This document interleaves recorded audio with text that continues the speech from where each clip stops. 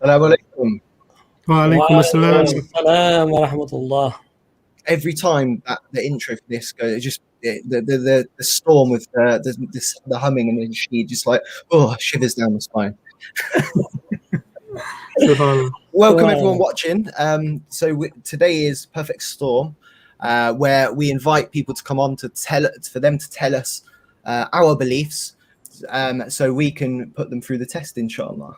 Their beliefs. Their beliefs. Sorry, their beliefs. Forgive me. We know that's our every beliefs, other stream. Ben. That's the other stream. Every other stream but this one. Ben, hopefully we know our beliefs. What's our belief? I don't know. Subhanallah. Yeah, so they tell us about their beliefs and then we challenge them on their beliefs. So I think the link's already out. Is that right? It should be. It is How you now. brothers doing? You well, mashallah? Alhamdulillah. I had my COVID injection on Tuesday. Yeah, I can see you've got an extra ear now, mashallah. That's good. Yeah, subhanallah. I've got 3 arms now and 4 legs, subhanallah. Should be able to run a lot faster, yeah. Alhamdulillah. No, I only had a bit of a groggy day yesterday, but then alhamdulillah, I feel perfectly fine today. Hamza, have you had your first jab yet? No, not yet. All right. Are you due very soon? I don't know. I've not had any letters or anything. I know they're doing 40 to 49-year-olds, but I haven't heard anything. Okay, inshallah. Okay, alhamdulillah. Hopefully done before I go back to the shop, inshallah. Yeah, that would be good, actually. That would be good. When are you back? Monday? No, 12th of April. Oh, first day Ramadan. First day of Ramadan. Yeah, subhanallah. Still on holiday, man. Still on holiday. Just a quick one for the people at home who are coming on, right? So we don't need Muslims to come on and tell us they're Muslim and we're going to challenge their beliefs. Obviously not, right? And don't come on to ask us questions. So you need to come on here. You need to be sure in what you believe and be ready to defend that, because the whole point of the Perfect Storm is to see whether or not your personal beliefs, what you're holding to be true, your worldview, can pass through the storm and come out the other side still intact. That's it. No one's really got through it yet, but there's always a first time. And so it doesn't really matter what it is. You could be a Christian, you could be an atheist, you could be agnostic, you could believe in dead angels, you can believe in whatever you like. There are people who believe in all sorts of stuff. And what we're trying to do, we're busting up the myths. We're busting up the other worldviews, because obviously as Muslims, if we believe Islam is true, nothing else can be true. And it's just for us to work out which part of your belief has the problem, because there will be a problem somewhere. It'll either be built on a false premise, or you've made a massive leap of faith or something, and we'll find it. Inshallah. Just thought that, Barry. Should we bring on the first person that's come in then? Yeah, man. Let's get straight into it. You all right, Barry? I can't hear you, bro. I bet it says PA in a minute. I bet it does. No, let him do it. Let him do it. I don't know. He might just be muted. Yeah. No, he isn't muted. No, he's unmuted. Yeah, I think it is. Barry, 3 seconds to go before we get you off the stream. 1, 2. Don't be shy, Barry. 3. Bye, Barry. Okay, that was it. All right, so we got someone else in the back called Ibrahim. Oh no, he's gone. Okay, so let's bring on the next guest. MDDA. Okay. Hello, mate. You right? Just like a Muslim, not to me. Yeah, it looks like, bro, you're Muslim. You're muted. Yeah. They just want to see what it's like beyond. They're like, oh, what happens when you click the link? Should we try Barry again? Go behind the curtains. Should we try Barry again? See if it changes to PA. Yeah. You all right, Barry? Barry. Basil. Barry, are you there? Look, we can't see because of this. He's gone. Let's just kick him. All right. Never mind. The name sounds a bit dodgy to me, so I think alhamdulillah. Yeah, Barry McConaughey. No, you have to say it carefully, bro. You have to say it carefully. Oh, is it? Yeah. Alhamdulillah. Hamza, why are you sitting there with your arms crossed today? All nice and tight, compact. Ready for it. I'm ready for a walk. So did you say Sean might come on again today, Hamza? I don't know. We haven't arranged it as such. I don't know if anyone else was doing it behind the scenes. Is that he was up for coming on, but I'm thinking, well, to do what? Because he messaged me after last time saying, oh, he said things he didn't really mean, and when he said about reincarnation, he doesn't really believe in reincarnation. So I'm like, well, wait a minute, you're just saying things just in the heat of the moment to support your position. and you tell us to break down things you don't believe. That's not really intellectually honest, is it? So Right. So we got someone else. Reda. Hello. Hello, mate. You all right? Yeah. How are you? Just one person can say thank you to Hamza. I love him so much. I like watching his videos. To Hamza. Well, thank you. You're Muslim, aren't you? I'm Muslim, yeah. Alhamdulillah. Broke the rules, bro. What are you doing? Sorry, bro. Thank you, guys. See you later. Oh man, they tricked us. Never mind. Alhamdulillah, jazakallah khair for donations. So interesting story this week with the sacking of the 2 BBC presenters because they made a joke about the Union Jack, about the flag. Did you hear about that? I didn't. What happened? So you got 2 presenters on Breakfast TV, BBC Breakfast TV, and they both got the sack because there was a minister who called in and he had a flag, a British flag in the back. And they just, and they just basically said, oh, the flag's not big enough or something. The Union Jack's not big enough. And they had a little joke like that, you know. They outroar. People were so upset. They were so angry. You know, they basically wanted blood, you know. And so the BBC basically sacked both of them. And I thought to myself, you know, that where's all the freedom of speech and freedom of expression? Yeah, what happened to freedom of speech? You know, if you get offended, it's your fault and all that stuff that we have to hear when they start throwing insults at Muslims, right? But when it's like, you know, make fun of a Union Jack or a flag of the country, like in France, for example, it's illegal, right? You'll be arrested, you'll probably get jailed, right? But you can insult whole people, you can call them terrorists, you can call them whatever you like, you can insult their prophet, you can make, you know, you can mock their religious figures and all that, but that's fine because, you know, if you're offended, then you're choosing to be offended. That's what they say to us, you know. So it just showed the hypocrisy of how, you know, on the one hand, oh, you can't affect our sensibilities. You can't say things in a derogatory manner that we hold precious to us, but we can say it to you and you just have to accept it. So I just thought that was crazy, you know. I was just reading this comment and someone says that Jay Smith would claim it's an unfair fight 4v1. Yeah. I'm not in the fight, mate. I'm just pushing the buttons. So 3v1. Yeah. And here's the thing, you see. And someone said this today. It looks like, you know, there's 4 of you onto one person, and, you know, of course you're going to look good and better. And the reality is this: there's 3 different perspectives of the same question or the same point. So I might see it from one angle, Doc might see it from another. Abbas might have more knowledge in a certain field. And what we're here to do is this. You see, we're here to answer and respond to what's being said thoroughly. And if more people here can do that, so that thing is thoroughly dealt with, then what's the difference between one person saying it or 3 people saying it? Now, I know I could go onto a stream with 10 Christians and say, why do the Bible's reliable source of information, and rip them all.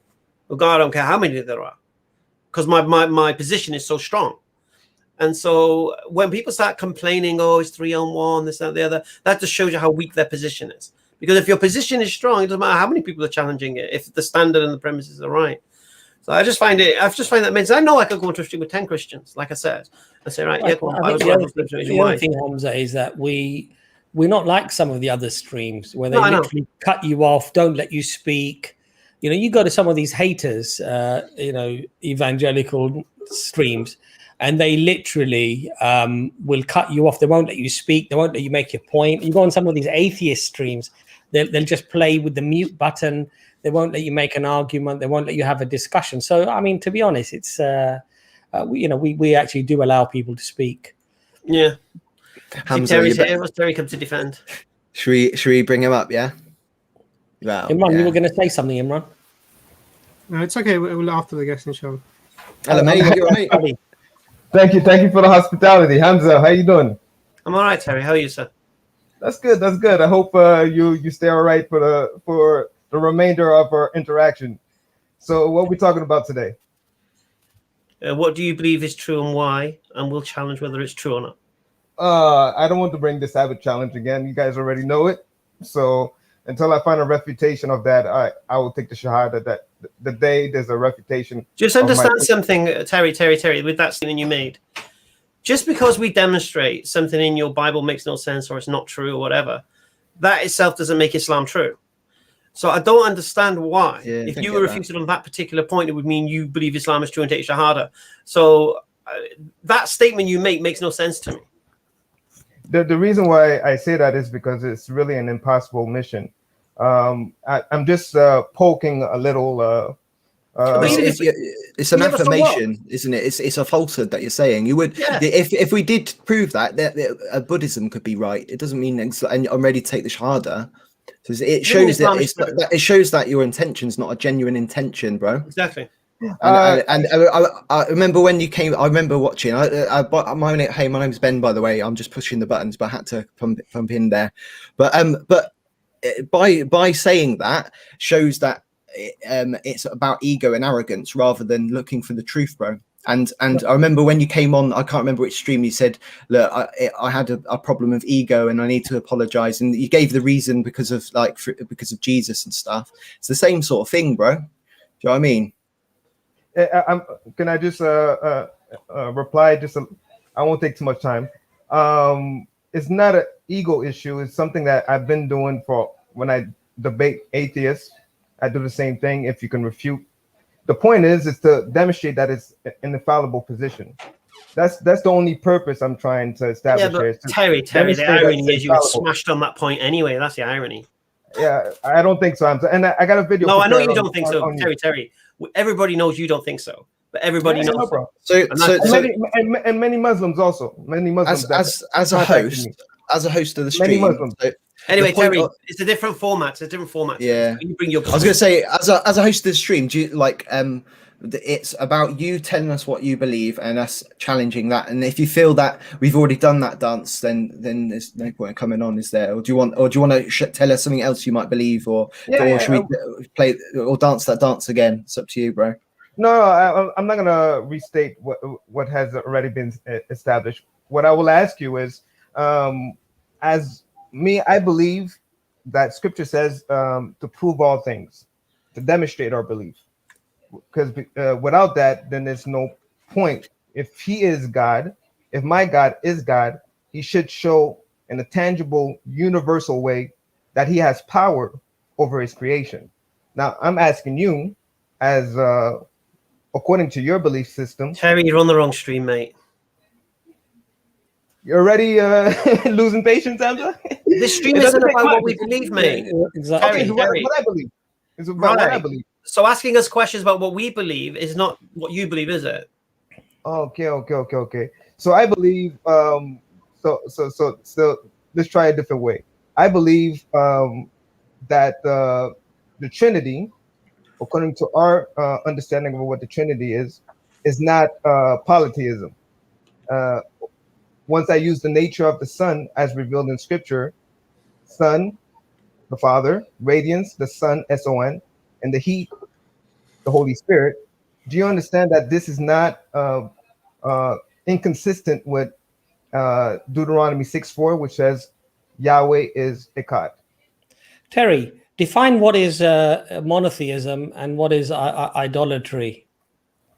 What is the difference between? Okay, idolatry is to believe anyone besides Yahweh is our creator or our God. So anyone besides God, yeah? Besides Yahweh, because the God is what, used everywhere. Okay, the creator. Anyone who worships other than the creator, okay? Yeah. The creator, not the creators, yes, the creator. Anyone who does that, that's idolatry. That's associating partners with God. Exactly. Right. Now, Terry, this is the problem, you see. When you close your eyes and you start worshiping Jesus, it doesn't matter how hard you try, you see consciously or subconsciously a man with a beard, probably fair skin and handsome and tall and all of these things, yes? And that is what you're visualizing when you're actually praying to Jesus, yes? And when you're directing your prayer to God Almighty, you're not seeing a man, fair skin and, with a beard and all of these things. You're seeing something that you can't explain, you can't visualize, yes? When you're worshiping the Holy Ghost, you're visualizing something different. No matter how hard you try to make them one, you can't do it. But you're lying and you're saying, but I can do it and I am doing it and they are one. But no matter how hard you tried, Terry, there'll always be three in your mind. But you're telling us with your lips that they're one. How does that make sense? Okay, before I respond to that, I want to make it clear that you misrepresented our belief as true Christians. We don't pray to Jesus or the Holy Spirit. We pray the Father by the name of Jesus Christ, because he is the link between Father and Son, Father and humanity. So our Father loves us so much that he has a tangible way to interact with us, something that no Muslim can claim. We have the radiance which touches us, the heat, the Holy Spirit which vibrates on us, and the purpose of the Son and the Holy Spirit is to point towards the Father to say, look how much he loves you. He sent me on his behalf to have an interaction, something that none of you can claim. So now we have a topic for the perfect storm. Beautiful. So you're here today to defend the position of the Trinity, yeah? Amen. Oh, there we go. Beautiful. So we'll challenge that, yeah? Okay. It's the message of love. It's the message of the love of and the consideration of our Father towards his creation, those who humble themselves, who submit to him, something that no other belief system can claim. So that is the belief of Christianity. So we don't pray the Son and we don't pray the Holy Spirit. So I don't want you to misrepresent what Christianity. So just so I don't misrepresent you, and I know so many Christians have different understandings of Trinity. Let me try to understand your understanding of Trinity. Yes. Do you believe the Holy Spirit is God? Yes. God completely, all knowledgeable, all powerful. Yes, we've been through this. Yes. Yeah. And you also believe Jesus is God as well, but not at the same time, obviously, as a different person. Different person, yes. Different person. And then the Father is something completely different again. Not something, different person, different role, different purpose. How do you understand the word person? Sorry. Person, I give you an example in Deuteronomy 4. I'm going to use, there's different ways to do this, but Deuteronomy 4, verses 12, verses 33, and verses 36. Once you go to verse 12 and 33, it says, one voice came from the midst of the fire, and one voice came from heaven. So this obviously two persons speaking. This is what I mean by person, because if you have a voice coming from the midst of the fire, couldn't that be the same person speaking from heaven and the fire? That's problematic, because if you go to Deuteronomy 32, so who is speaking from heaven? I'll give you an example. Deuteronomy 32. No, who is speaking from heaven then, do you believe? I'm giving it to you. Deuteronomy 32 verse 40 says Yahweh raised his hands to heaven. So we believe that Genesis 18, Yahweh came on earth, and John 8, Jesus refers to himself as the one who came on earth. So who spoke from heaven? The Father. And then who spoke from the fire? The Son. The Son spoke from the fire? Yes. That's what we believe. When you say we, who's we? Anybody who actually read the Bible. No, that doesn't answer the question, mate. Who else believes what you believe? John believes that. Matthew believes that. Isaiah believes that. I could give you. Well, Isaiah believed Jesus spoke from the fire. Where does Isaiah say Jesus spoke from a fire? It doesn't say specifically that Jesus. Well, you just said Isaiah says that. So where does Isaiah say that? Well, Isaiah establishes the second person of the Godhead. No, where does Isaiah say Jesus spoke from the fire? I give you Isaiah 48:16. Yahweh. What does it say? Wait. Can I say it, Hamza? Because you're ready. Yeah, of course you can. Okay, Isaiah 48:16. It doesn't say he was speaking from the fire, but it says Isaiah 48:16. Yahweh sends Yahweh and his spirit. So the one who's being sent to mankind, the one who comes on earth. No. That's Yahweh. Interpreting it. Where does Isaiah say it was Jesus talking from the fire? Okay, look. It doesn't. Okay, it says word for word, Yahweh is sent by Yahweh in the spirit. Now, where does it say Jesus spoke from the fire? What does it say in Isaiah 48:16? No, where does it say Jesus spoke from the fire? You said Isaiah said Jesus spoke from the fire. Matthew said Jesus spoke from the fire. John says Jesus spoke from the fire. So can you please tell me where these people say that? I'm sorry, Hamza, you're right. You're right. I was going straight to the point because I don't want to have to exegete 10 verses for you to get the point. I just want to know where they said it. I told you you're totally right. It doesn't say word for word Jesus spoke from the midst of the fire, but Yahweh spoke from the midst. Okay, so how do you know it was Jesus speaking from the fire then? Because the scripture establishes that from Genesis to Revelation. No, that's why. Yes, it does. No, it doesn't. Explain to me what Genesis 18 is. Okay, who grabbed Moses in the inn to kill him? Huh? Who grabbed Moses in the inn to kill him? Who grabbed Moses in the end to kill him? I'm trying to understand your question. Can you repeat that? Maybe I misunderstood. Yeah, okay. So I think it's in Exodus where Moses is at the inn and the Lord grabbed him and sought to kill him. Who's grabbing him?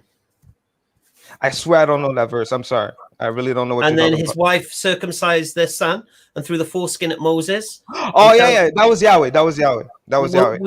Is that Jesus? That was Yahweh. Was that Jesus? Is Jesus Yahweh? Yes. So who grabbed hold of Moses to kill him? If I remember correctly, it was Yahweh who was about to kill him. Yeah. Well, who's that? I say it's the son. You want to say it's not? No, I'm saying who you saying? You're saying Jesus. So you're saying in the inn, Jesus told him to go and kill. Was Jesus on the earth at this time? Is our understanding as Christians is that every time Yahweh appears on earth, it is the radiance which we call No, you keep saying we. I've never heard a Christian say this, mate. That's sad. I think your last name you give yourself was me, myself, and moi. And I think that's it. I think that's it, bro. I think you believe this stuff. I've never heard a Christian say this. I've never heard a Christian say Jesus, the meek and mild loving Jesus, grabbed hold of Moses in the inn to kill him. I've never heard this. Ever. That's sad. I watched many of your Speakers Corner debates. I think a lot of people establishes that the one who comes on earth is Jesus Christ. If you're gonna say that that's not the case, Hamza, that's your prerogative. But I've seen you in many debates with many people, Bob the Builder, and they establishes that not the way I do. Okay, I've had one discussion with Bob the Builder, and this issue was never brought up. He doesn't say the second person is the one who reveals the Father. I've never had that conversation with him, mate. Okay, perfect. But anyways, I've seen many people in he believes in Catholicism. You don't believe in Catholicism, do you? No, I don't. But he establishes certain facts. I said I don't. He doesn't establish it like the way I do. But again, Scripture is very clear that the one who reveals himself is the humility of the Father, who is the Son of God. So every time Yahweh appears on earth. And how do the Jews understand this every time Yahweh appears on earth? I don't have to go to the Jews. You keep repeating the Jews. Like the Jews is not my standard. I don't know why you keep referring me to the Jews. Well, it's kind of their book, isn't it? No, it's not. The first 5 books are from Levites. The book of Joshua is from Ephraim. Joshua is from Ephraim. You got to stop repeating. Why is your interpretation better than theirs? Because I can establish my position by 2 to 3 witnesses as the law commands. They can't do that. And if you want to go to the you can establish your position with what? 2 to 3 witnesses as the law commands. Leviticus 19:15. Well, what does that even mean? That means I could go to either books, any of the 66 books, and establish my position. They cannot do the same. What? Yeah, a person that reads the Bible would understand. You obviously don't read the Bible. Terry, could I have a quick word with you, if that's okay? Please. So you sort of said that you sort of talked about the Trinity as an amazing concept, and obviously we know the Trinitarian concepts of a god or gods actually is an ancient thing. We know the Sumerians had a Trinity, Anu, Enlil, and Ea. If I'm pronouncing it right. We know the Babylonians had a Trinity. Enki, Tammuz, and Ishtar. We know that the Hindus have a trinity, Shiva, Vishnu, and Brahma. We know the Egyptians had a trinity, Amun, Ra, and Ta. We know that the Greeks had a trinity, Zeus, Mea, and Hermes. We know the Taoists had a trinity. We know the Romans had a trinity. And now the Christians have a trinity. So the first thing, and all of those trinities I mentioned before Christianity, they predate Christianity by many millennia, thousands of years. And they have this similar concepts that they have a divine being who comes to earth to do something for mankind. So a common one is Prometheus. Yeah. So Prometheus was a son of God who came to the earth. Depending on which of the stories about him you read, he gave mankind fire. And for giving this gift to mankind, he was punished by crucifixion on a rock where an eagle eats his liver. And that was the punishment for him.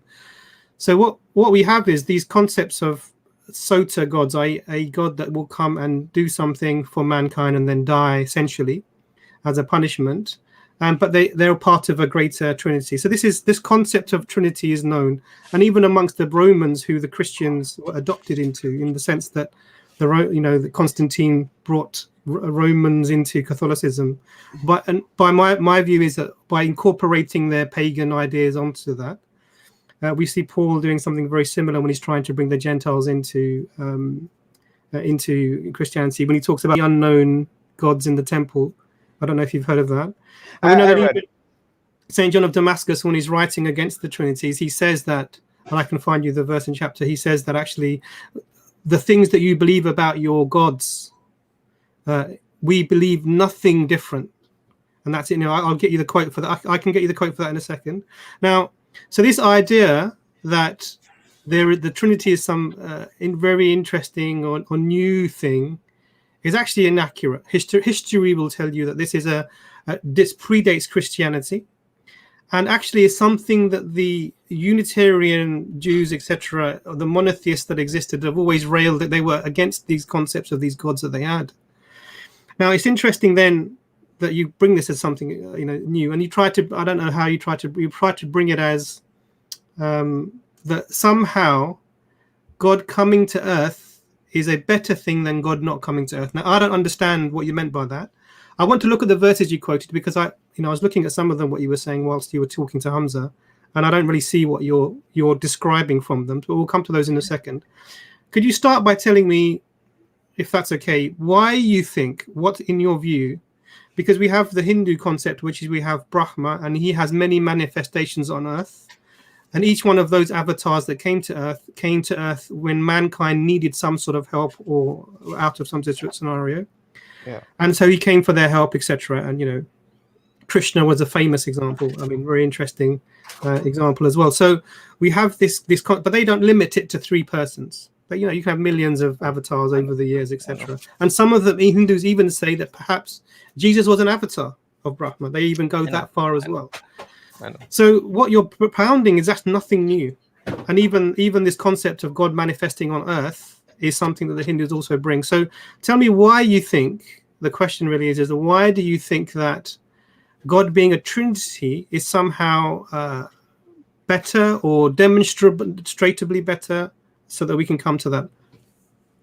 Good point, Imran, and thank you for bringing this up so that the people that's watching you, because you have a lot of people that are influenced by the words that's come out of your mouth. The problem with what you presented is that the Trinity we believe in is nothing comparable to the Trinity that of all the nations, the example that you provided. How so? Because the Trinity of all the world's nations and all their belief systems concerns 3 different individual not being one being. As I gave you the example of the sun, radiance, and heat, you will find no example of that in any so-called Trinity of this world. We believe in one being represented in 3 persons with 3 distinct roles. So sun, radiance, and heat. You cannot divide the sun from its radiance. You cannot divide the sun and the radiance from its heat. You do that, you do not have the sun. The same way we don't have a Father without the Son and the Holy Spirit. So that examples of India and Egypt are not compatible with the example of the Trinity, the true Trinity of Scripture, since our Trinity believes in one being divided in 3 persons, which are if you want to use the word dependence, interdependent. So as soon as you remove one, you don't have a Godhead, which is impossible. So sun, radiance, and heat. That is not something you can find in any ideology throughout all nations. The day you can do that, I will concede and and then I'll reconsider my position. But I you doubt keep using you can provide any example. Terry, you keep using that analogy of the sun, radiant, and heat. Yeah, The analogy simply doesn't work because the radiance and the heat is contingent on the sun. They're reliant. Let me tell you why they're reliant for they're reliant on their existence to the sun. Okay, so they're not co-equal. Yeah, I don't understand that. I don't understand the actual analogy. I'm just going to quote something very quickly to you, Terry, because we can't have you on too long because we've got a lot of people waiting to come on. But you know, the interesting thing is, Terry, that you know the Arabs, the pagan Arabs that came just around about the same time as Jesus, just maybe 40, 50 years after they introduced idolatry into Mecca, around 500 years before the Prophet Muhammad sallallahu alaihi wasallam came down. And when the Quran was revealed to the Prophet Muhammad, you know, you just said something very interesting, that we approach Yahweh through Jesus. And guess what? This is exactly what the pagan Arabs said, and Allah addressed them in the Quran. In chapter 39, verse 3, Allah said, "Indeed, sincere devotion is due to Allah, due only to Allah. As for those who take lords besides Him, saying we worship them only so they may bring us closer to Allah, surely Allah will judge between all regarding what they differed about. Allah certainly does not guide whoever persists in lying and disbelief." Then in chapter 10 and verse 18, Allah says, "They worship besides Allah others who can neither harm nor benefit them. And they say, these are our intercessors." Something similar to what you said, intercessors. We go through Jesus. There are intercessors with Allah.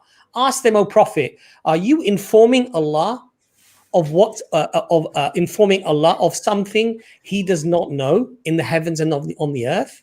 Glorified and exalted is He above what they associate with Him. So Allah makes this distinction very, very clear, that this notion that you have, that we're just going through these, going through these as a channel to the Creator, it won't be accepted from you. It will not be. And Allah is saying, what are you informing Allah as to how you should worship Allah, as to what is appropriate, as to what is not appropriate? Okay, let me. So you're actually falling into error, Terry. Let me finalize with this. Can I just have a dig at the analogy as well, because that just made no sense. Let me finalize and then I'll let you go. Yeah. Analogy makes no sense. I just want to finalize because you said something about the analogy. You finalize and then we'll let you go. It's our screen. Terry. You know the word radiance? Okay, no problem. Can I address your analogy? Yeah, because you use the word radiance and heat, where radiance does mean heat. So I don't understand how you're making that two separate things. It's not what I said. Can I just tell you what I said and address what Abbas said, because it's a great point. He made 2 points. The second point he made about what the Quran establishes is beyond my concerns. But the illustration I provided, his suggesting that the analogy is not reasonable. I said the Father is like the Son, S-U-N. The rays is the Son, S-O-N. You got to let me finish. That way you hear what I'm saying. Yeah, I'm counting.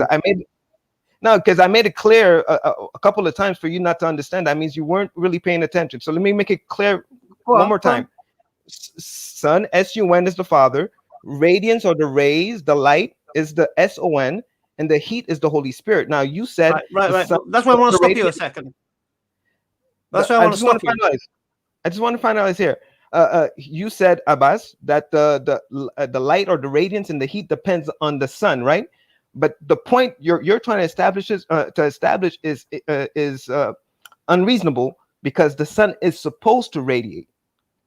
It didn't start radiating or emitting heat at a certain point in time. It always was radiating and emitting heat. So my point is that the Father, Son, and Holy Spirit must be always as one for it to be, for the Godhead to exist. You're trying to make a sun, radiance, and heat separate.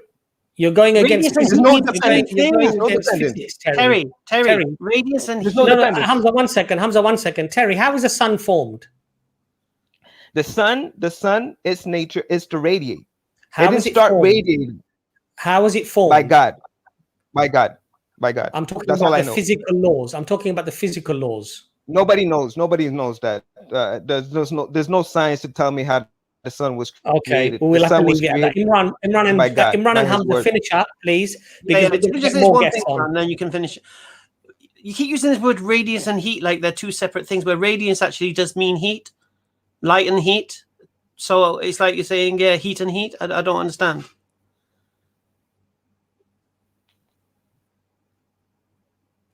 We can't hear you, bro. I don't know if you might No, unplug your radiate microphone. is radiate, and heat is a component of radiation. No, radiance. You said Can you hear me radiance, now? isn't it? Can you hear me Yeah. now? Yeah. Radiance is light or heat that comes from something. You hear Yep. me? So Is no light radiance particles, light beams? Terry. Radiance is Yeah, the go word ahead. you used. Go ahead. Yes. Radiance is the word you used. Radiance means Yes. light or heat. So you can't use the word radiance and then use the word heat because you've already said the word heat. Check your dictionary. I'm reading it. We can Cambridge Dictionary. go ahead. Light or heat any- that comes from something. Is that the etymology of the word radiate? Yeah, If you don't light like or the- heat that comes from something. Okay. Are you going to then- challenge? See, we know you challenge the dictionary. You're going to challenge the dictionary now, aren't you? You're going to tell us your I'm meaning gonna of the say word light. radiance. Okay, no. No, Let's you say can say what raise. you like, mate. You can say what you Let's like, say mate. But the word raise. means what it means. It's It's not an opinion. Okay, I can see that. I'll take the word raise then. Okay, you know what, I didn't know. Terry, just Hamza, Imran, if you don't mind, please, and Hamza, Imran, just finish up, please, with Terry, because we'd like to get more guests on, please. I was gonna Thank you, guys. try and just show Let's deal with the Trinity. Well, why are we going to let him go? I don't get it. Yeah, Deal with the Trinity. Because I tell you why, Hamza. Because if you study even O-level physics, GCSE physics, you realize that the sun goes through a process. Forget its analogy. It doesn't work. No, because Terry said that you have to have heat. Forget his analogy. His analogy doesn't at work. the same time that you have the sun. Abbas, at this stage, forget Terry and his analogies that don't work. It's the principle of Trinity that we're dealing with. So let's deal with the principle of Trinity. Whether Terry accepts it or not, it doesn't really matter. There are many Christians out there watching who believe in concept of Trinity, who don't believe what Terry believes. So let's deal with the concept of Trinity. The actual concept, not Terry's concept of Trinity, the concept of Trinity. Go for it. That's what I think we should deal with. Can I have a go? What do you think, Doctor? Yeah, let's have a discussion. So Yeah. if I can, because I was in the middle of making a point. So one interesting thing because what I asked you to do is establish for me why you think a Trinity is better. Oh, is he gone? Did you send him back? No, he's No, I not think he even must in the have back chat. No. So he Okay, must no have problem. lost his connection. We can go. So really, I just want to make one point before we continue. So what I'm going to do is I'm going to read to you a poem written by a Greek poet called Aeschylus, 540 BC. This is about 600 years before Christ. And I'm going to read you, who's heard of Ovid, the famous Greek poet? And I'll read you a little line from him. Yeah. So, and just tell me what this makes you think of. So this is from Aeschylus. Yeah. Low stream, and this is from Diogenes, the book. Robert Taylor. Low streaming from the fatal tree, his all atoning blood.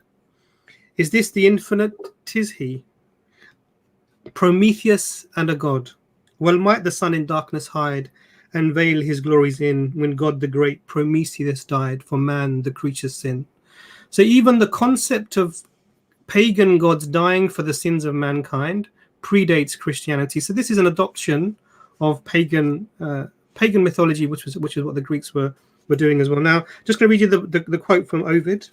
He was a famous poet, and this is what he says. And this is like a sarcastic line that he writes in his poem. It says, when thou thyself art guilty, apologies for the old language, when thou thyself art guilty, why should a victim die for thee? What folly is it to expect salvation from the death of another? So this is Ovid writing sarcastically against the pagans of, this is obviously pre-Christian times, of expecting an innocent person to die for your sins. So even not only was the Trinity pre-Christian, the idea of a triune concept of God, however that is, and to give Terry credit where credit is due, the convoluted explanations that Christians have come with are unique, but it doesn't take away from the basic essence of the fact that actually this is a pagan idea. But we never got into that really. So, I mean, his analogy doesn't work. Why? Because neither the sun or the radiance or the heat are the same essence. They're separate things. So what that means is that his idea of three who's and one what, i.e. three persons in one being, it falls down straight away because the essence of all these three things are different. So it doesn't work anyway. But he's not here, so maybe the next person. What it is with Terry, Hamza, and Imran is that I just find that at times it's like flogging a dead horse, because Terry will make a comment like, for example, radiation is heat. I mean, when I was at school, the teacher pulled out radioactive material. Okay, it was obviously very low radioactive material. We had a Geiger counter, and suddenly the Geiger counter, the needle goes, it goes up, right? None of us were baking it with the heat. So he just, I mean, even his claims, scientific claims, it just becomes frustrating, I think. Anyway. But so even if you, I read his quote from Isaiah 48. It doesn't say what he says. I read this quote from Deuteronomy 13. It doesn't say what he says. I think if we'd got into that, it would have been useful for him to try and explain why it doesn't say what he said. But we can come to those maybe another time. Well, he's projecting his Christianity onto the Old Testament. So he's trying to find where it fits what he believes already. Yeah. And the idea, like we always use that verse in John, isn't it, where Jesus says, "You're the only true God. The Father is the only true God." So then you've got a problem, because if there's only one true God, then there's only one true God. That means Jesus isn't God. So, for Christians, this ties them in knots, because what are you going to do now? Anyway, should we bring Tom on? Let's bring Ihsan on. We don't get enough atheists on these streams. What do you think? Yeah, Tom looks like good dawah. Okay, well, let's get Tom on, and then we'll see, and then we'll get Ihsan does my nutting. We should go rinsed every time. Okay, inshallah. He comes to I like points. Hello, Tom. I know, he's a lovely guy. You comes to points, though. Yeah, we can hear you, mate. You all right? Yeah, I'm all right. I just wanted to say that I'm an agnostic, and I actually believe that all the monotheistic gods originated from Canaanite religion.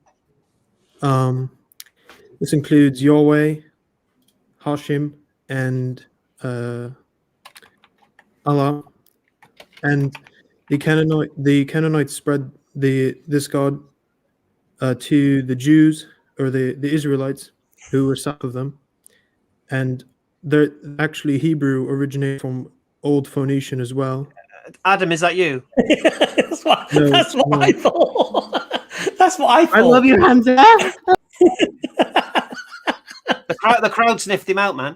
No, I even recognise the voice. I said, "This guy." I even said it like, guys, check the our messenger chat, because I even did a message for it. Yeah, I think we'll just ban him. Yeah, let's ban him. I think just ban him. All right, wicked. Let's get into.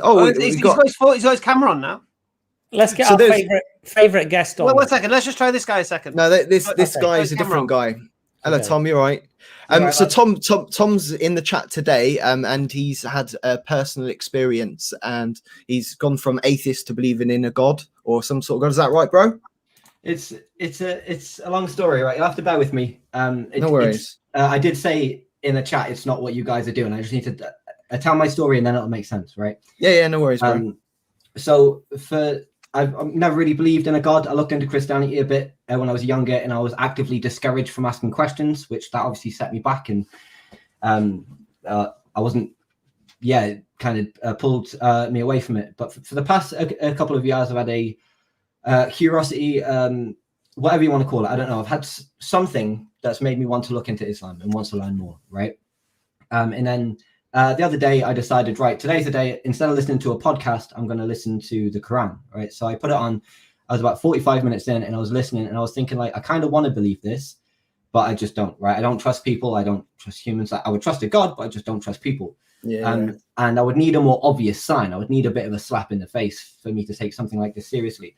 As I was thinking that, I got a phone call, and where the number would be was Arabic. And that's never happened before. I don't know why it's happened. I've Googled it. It couldn't come to an answer. I answered the call. It was silent for 15 seconds, and then it went dead. I went into my call history, and there was a number there. I tried to call it back. It said it's not a connected number. It's not there. So I thought that in itself was pretty strange, right? Just the timing of that, what I was thinking, I thought that was quite odd. And then when my girlfriend got home from work, I was telling her about it, and then I looked at the time, and it was 2:10. So on a 24-hour clock, that's 14:10, right? So I don't know the structure of the Quran, so I put in Quran 14:10, and if you look at what comes up, it's super relevant to what I was thinking, and it's about like people asking for proof and Allah inviting you in, and that kind of rocked to my reality a bit, right? It kind of felt like too many things in a row to just like, including the over 2 years of kind of getting close, drifting away, getting close. That all felt strange. And then when I went outside to get some air, it was also a crescent moon. And then like I've carried on. Well, I say reading the Quran. I'm listening to an audiobook. And I managed to speak to an imam tonight, actually, in Manchester, and I'm gonna go up and meet him next month. But I just like, I've gone from not believing to not knowing. Like, I can't say it's not real. I can't say it's real either. I don't know. So like, that's what I was saying in the chat. I don't have a position because I don't know. But this, like, I know that that we're all connected somehow. There's like an atmosphere or a vibe. I know vibe is a horrible word for it, but there's some kind of a connection when humans get together, and that's what I feel connected to. And I don't know if that's God, if God is real, if God's a concept, if God's a person. I just don't know, is my honest answer. And I'm trying to learn as much as I can. And here I am. Alhamdulillah. Do you know what might help you? I'm it is if you've gone from, like I did exactly the same thing. I went from a kind of atheist stance to deism to theism. And then I was the same as you. I don't trust religion, all man-made, this, that, the other. And then, then you try to think, oh, what God is, what does he want, how do I connect, and all of these things. And then you look in history and you see men have claimed to be messengers of this God to the people. And what you have to do, Tom, is look for the messenger that came for you. Because there's no point listening to a messenger that wasn't sent to you. Yeah. So if you go through all of the messengers, there was only one messenger that claimed to come for the whole world. And that was Muhammad, peace and blessings be upon him. Okay. Jesus didn't come for the whole world. If you read their scripture, Jesus came for the children of Israel, and he preached to the children of Israel, and that was it. And all the proofs were for the children of Israel. It was only afterwards, apparently, the Great Commission, which was some after event, which we don't even know if that's authentic or not. But you have Muhammad, peace be upon him, who comes and said he's come for the whole world as a mercy. And all you need to do is test that claim. Honestly, who is this guy? Is he someone who could be trusted? And would he lie? Would he make it out? Did he have some secret motivation? Did he have the capacity, a capability to do what he's being accused of doing? In the sense of, he's claiming that in the desert 1400 years ago, an angel appeared to him, telling him he was a messenger of God to mankind, and he was to deliver that message, and which he did that over 23 years, which was the Quran being revealed, which is basically the history, as you said, you've been reading it. It's basically the history of man, guidance for man, and warning of man's future. Yeah. And so I think it's very, very simple. This is what I did with Jordan M. when I spoke to Jordan M. Yeah. Just establish whether or not this messenger is telling the truth. And if this messenger is telling the truth, then this messenger is telling the truth. Now you've got something tangible to hold on to. And when you start looking at, okay, well, let's just say, after looking at his character and all of these things, I'm convinced he was telling the truth. And then you look at the message, which is Islam, and you're like, wow, this is amazing. Because if everybody followed the teachings of Islam, we would have utopia in this earth today. If everyone was on it. Like that's something that is surprised me hugely. Is I knew that my perception of Islam was somewhat warped by the media and stuff, right? But I had no idea to what extent. So I'm not far in now. I'm on I don't know what they're called, chapters. I don't know what it's called, but it's sort of. Sorry. So I'm on the one where it's talking about livestock, I think. Or the one just after that. It's when he first starts to talk about Satan, and where he wouldn't bow to Adam because he said he was a forged in fire and he was better. So I've just got to that bit, and already I've heard so much about like compassion and charity and about doing the just thing, and yeah, amazing. And it's like even in terms of like the just before I say any of this, I want to preface everything I'm saying is in good faith. If I say something silly, I don't mean to. Don't worry, bro. If you've seen any of our streams, mate, it's only the perfect storm. You're all right. Yeah, you'll be all right, mate. Yeah, we're not going to get. We're in good company. Yeah. I don't want to have to mince words and then not be able to just directly get across. Just be direct, bro. So my understanding, the stuff that I saw, and the stuff that I heard, it was very kind of hostile, sharp sounding stuff, and it's very like authoritarian and very compulsive.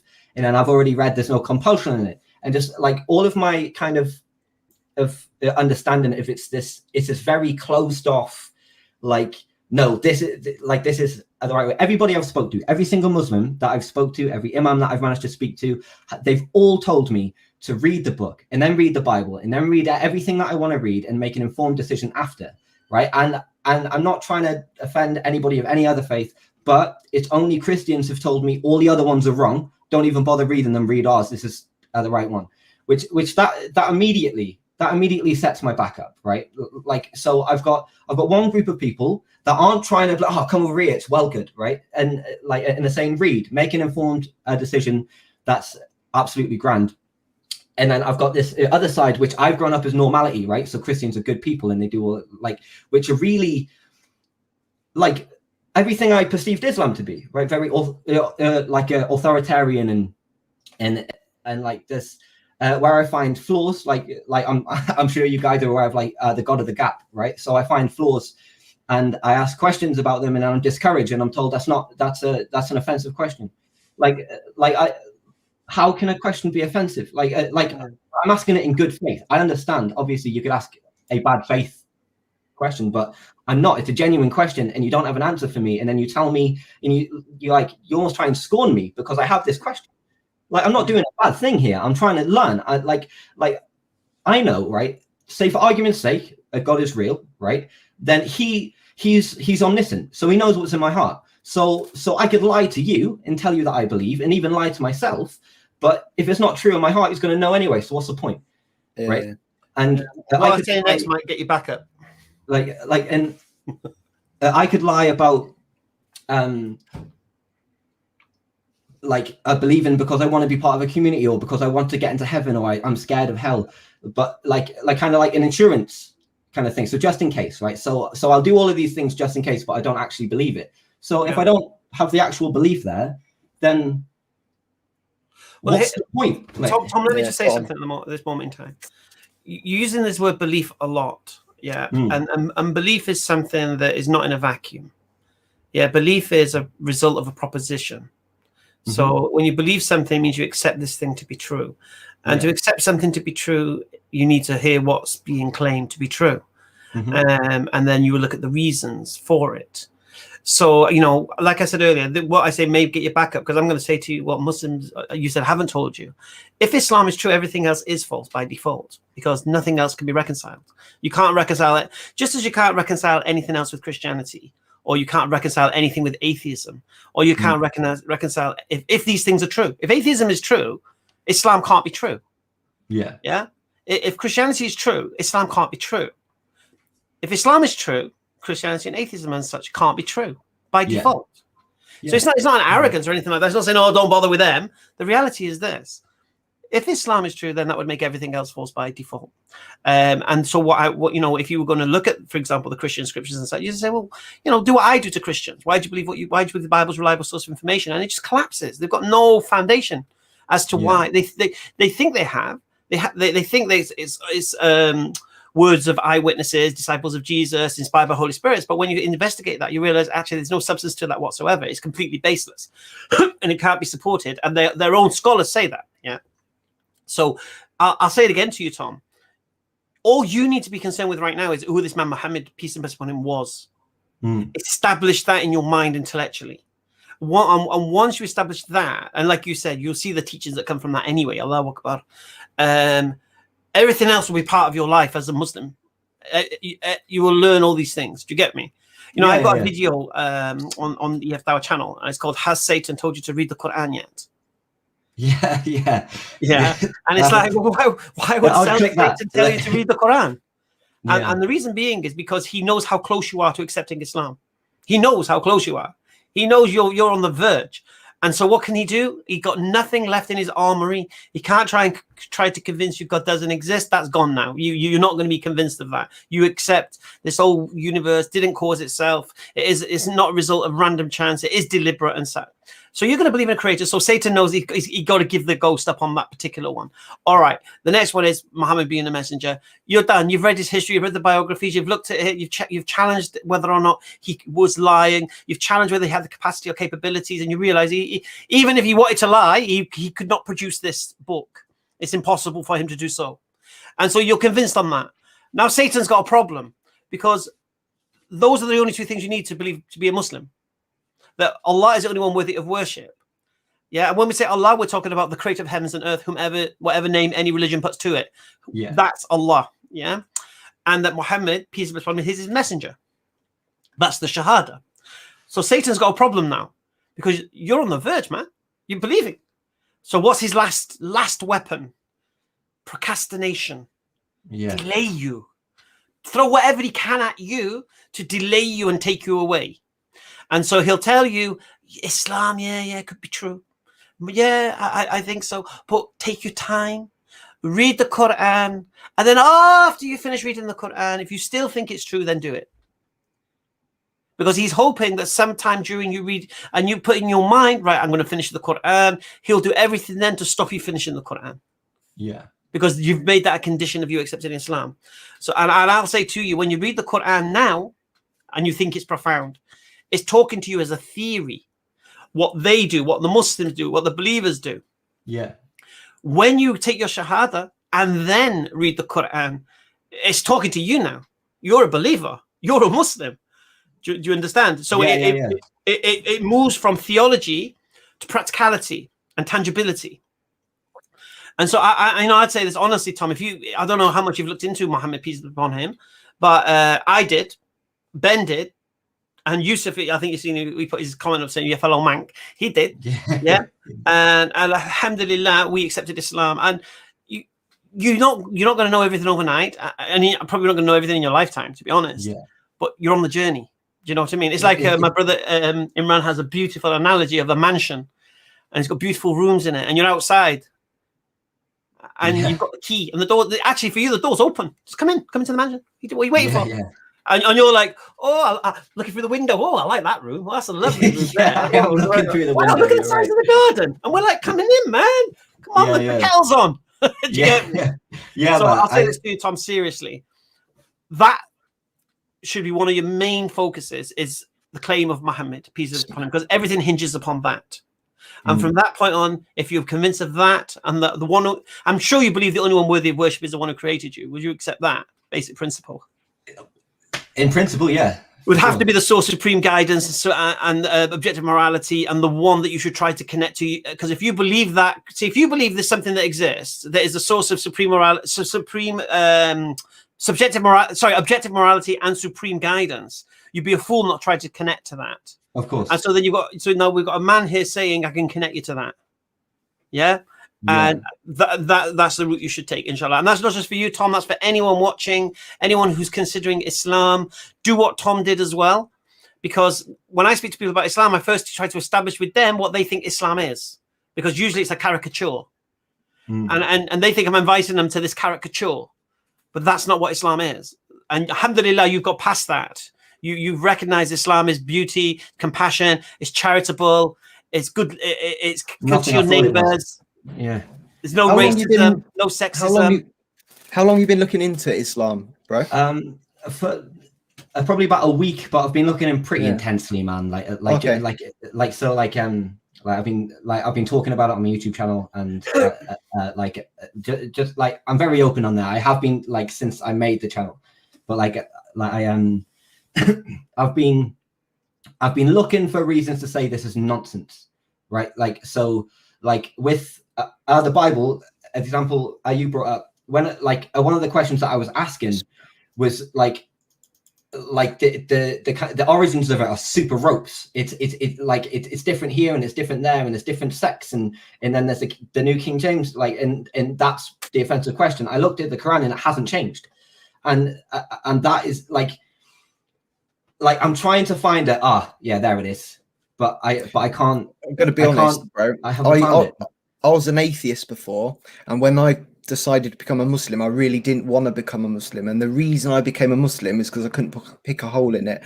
It historically was authentic. All the sources that like when you look at history, you go, oh, well, how do we know that? And we find out how we know that, and you look, and it's all traceable all the way to the Prophet Muhammad, peace be upon him. There's none of this 300 years later stuff.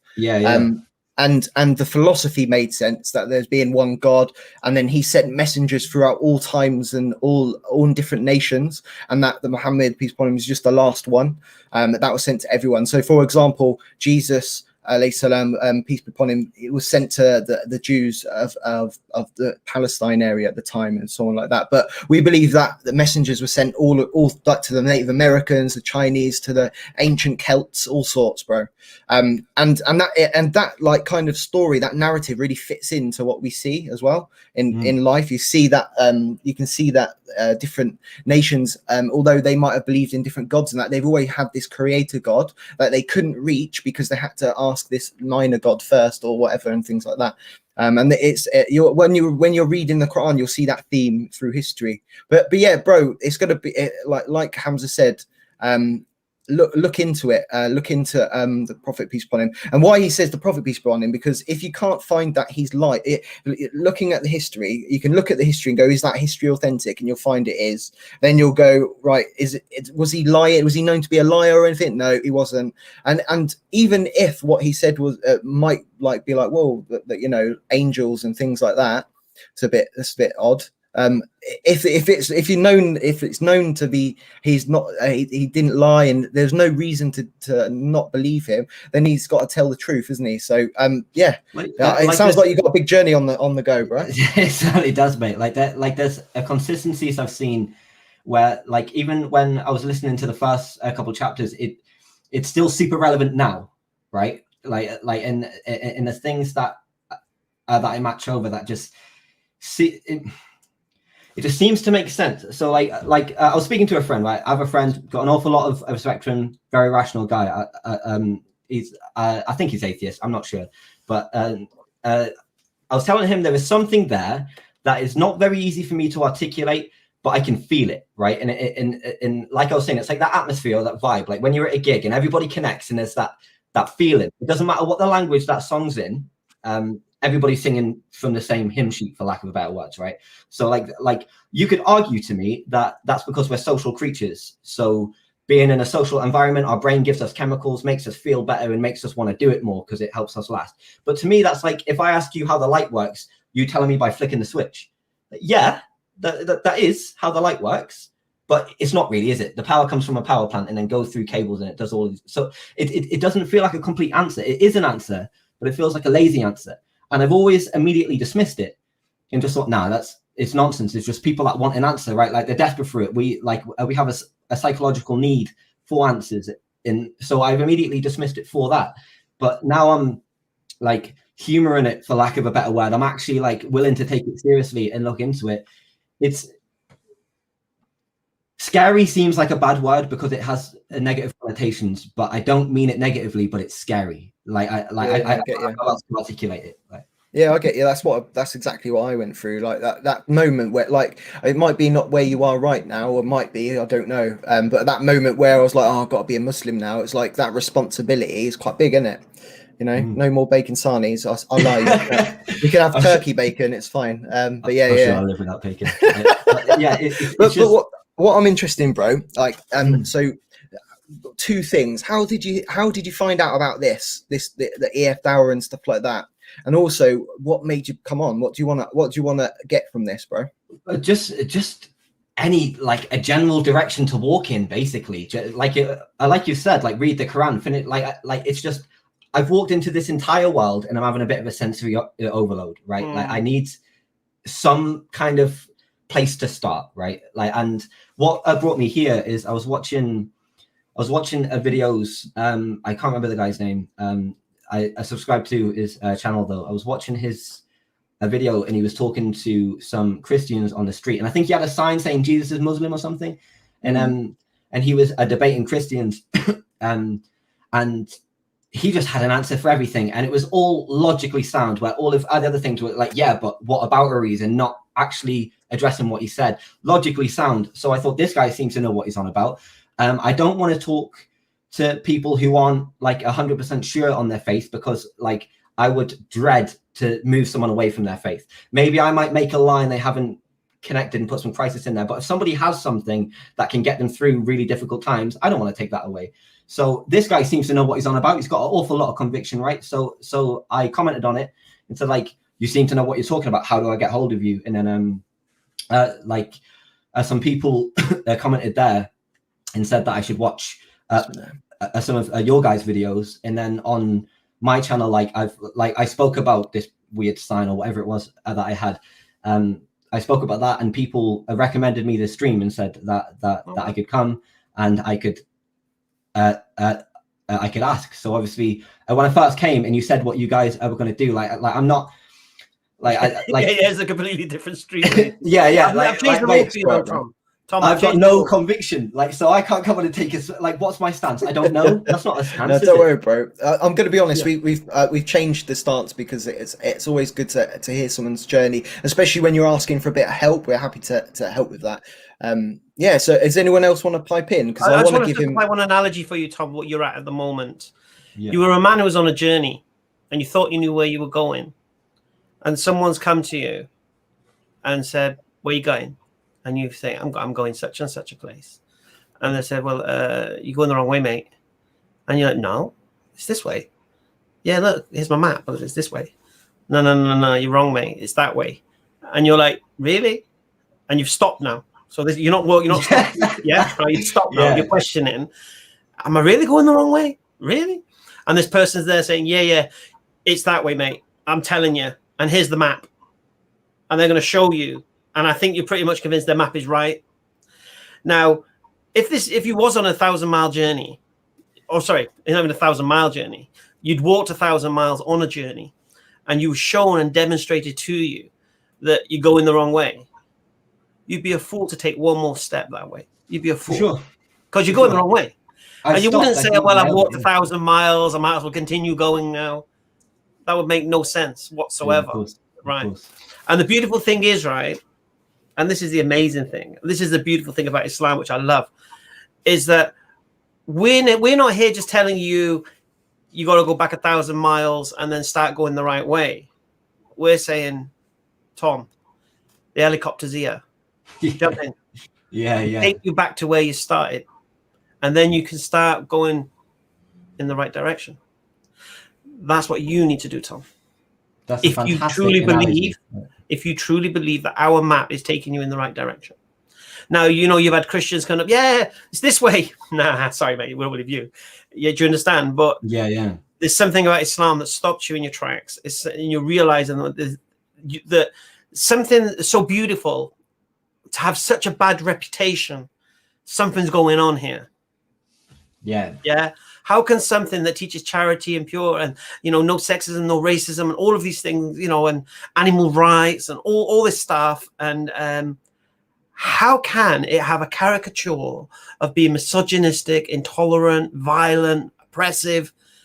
There's a problem here. Someone has gone to a lot of trouble to paint a picture about this beautiful way of life. Why, Tom? Why I asked the Imam this question tonight, right? I got his a number and I said, like, after I've seen this, there definitely seems to be a conscious effort to move me away from it. So obviously all of these negative. I'll give you another analogy, mate. Right? Islam, I'm telling you, my brother, is treasure. Most beautiful treasure you can ever discover. And what's happened? It's been buried, and it's not just been buried; it's had horse manure put on top of it. Yeah. And so what we've got to deal with first is remove the bloody horse manure. Right? Yeah. Like, this is not Islam, right? And then we've got to bring out Islam. So like I said to you, a question that should bang in your mind: why would they paint such a bad picture? And there's a very good reason for it. Because what Islam encourages is what we call a free thinking mind. It's the mind that doesn't need to be told that this is right and this is wrong. It's a mind that accepts and surrenders to its creator, and therefore man has a problem with it. Because if in your society they want you drinking and gambling and all of this kind of stuff, they've lost control of you now. Yeah. Because you're not playing that game no more. You know, when you're being told this, you know, you can drink but don't get drunk, and you know, stop when gambling's not so much fun no more, and all this kind of stuff. You're playing by different rules now, and they know that, and so they don't want you thinking that way.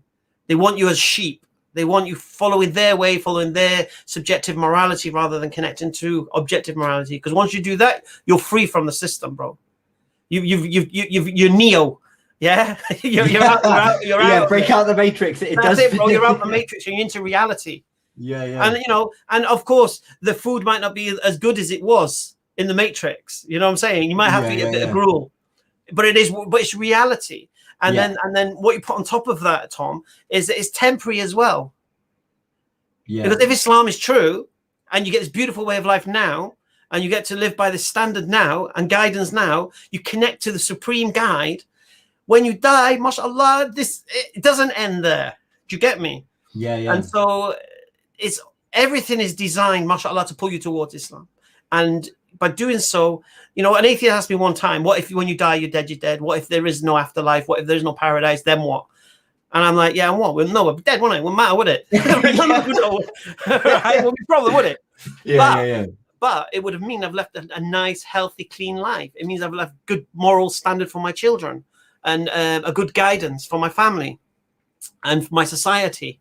And I've avoided all the poisons that are waiting to trip me up, that I'm being encouraged to and get involved with. Gambling, sexual immorality, drinking, drugs, because, you know, they're going to legalize drugs pretty soon. Yeah. And so I've avoided all that poison, alhamdulillah. But if I'm right, and it is true, then the atheist got a problem again. So the beautiful thing as a Muslim, alhamdulillah, I win in this life and I win in the next life. And so I'm going to say again to you, bro, just accept it, man. Get on with your journey, because you know we got the map. We know you know we got the map. Just get in the helicopter. Right. Sorry, I'm telling you now. I'll let other people speak. I thought these two would pipe in, bro. What you think? Dr. Imran, you want to say anything?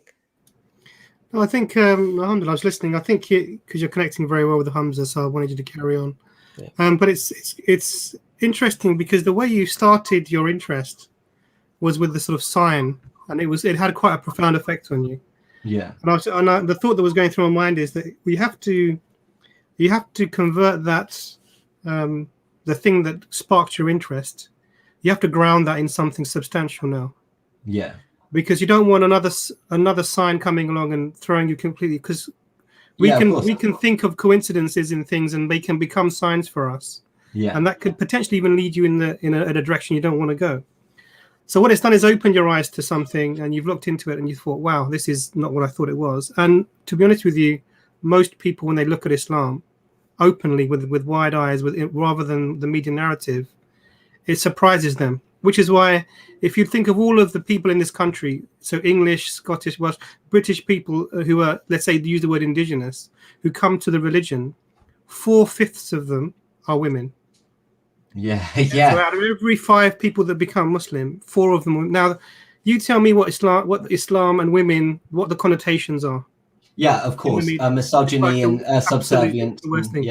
But the women, 4-to-1 are outstripping the number of men coming into the religion. So you know straight away that this narrative that I'm getting is not the right narrative. So it's opened this eyes for you, and you've come into this great. And I can see you're sort of the intense type of person who, you know, if you're going to look at something, you're going to look at it properly, and you'll go almost OCD on it, right? Yeah. Because you said you've been, you know, 1 week you said, and you've been doing all this reading, and you've already contacted your mom, and it sounds like you're on a roll. Alhamdulillah. Yeah. Like if it's real, I can't not be, can I?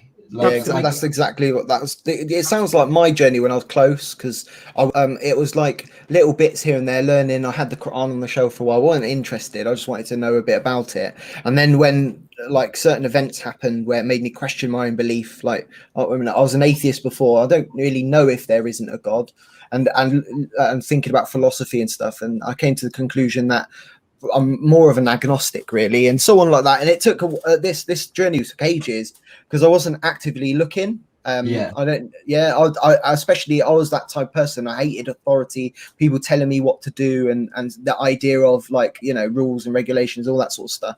So it was like completely but then I did what you did, and I like the closer that I was, when like if we look at the timeline of when I become a Muslim and when I was looking into it, there was just that when I just went and got mental and researched it loads. SubhanAllah.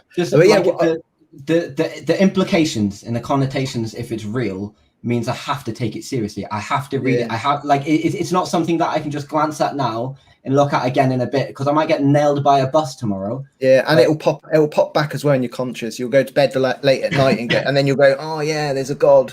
I've got to do something about that. What if it gets hit by a bus? Exactly. Exactly. That's the worst scenario, bro. Yeah. But I think you've hit the nail on the head. It doesn't matter if it's like if it makes you feel nice and fuzzy or anything like that. If it's true, it's true. Like it or leave it. Like exactly. And that's so like I was gonna say, bro. What after having a chat and listen to Hamza and so on like that? What are you thinking now, bro? I'm thinking I'm gonna carry on reading the Quran for sure. I'm gonna keep on just looking for holes, to be honest. I'm going to try and find a hole and Tom, can I just stop you, bro? Yes, mate. That's not what you should be doing. Not what I should be doing? What should I be doing? You should be testing the claim of Muhammad, peace and blessing upon him. That's it. Test his claim. If his claim is true, it is where it is. I'm telling you, Tom, there is no holes. There's nothing to look for. Yeah, that's what I think. Can you imagine? I mean, that is the ultimate procrastination. I'm going to look for holes. What kind of hole are you looking for? That's the point. You don't know what you're looking for. So how are you going to ever find it? I mean, that's like the ultimate cop out, if you know what I mean. The reality is this: if Islam is true, get on board. Yeah, and the only way you're going to know or believe if Islam is true is if the claims about it are true, and everything will go right back to the beginning. Who is this man called Muhammad, peace and blessing upon him, in the desert 1400 years ago, making a claim that an angel came to a cave and told him he's a messenger to mankind? Test that claim. Is he lying about this claim? Is he crazy delusional about this claim? Has he been deceived into this claim? Or is he telling the truth?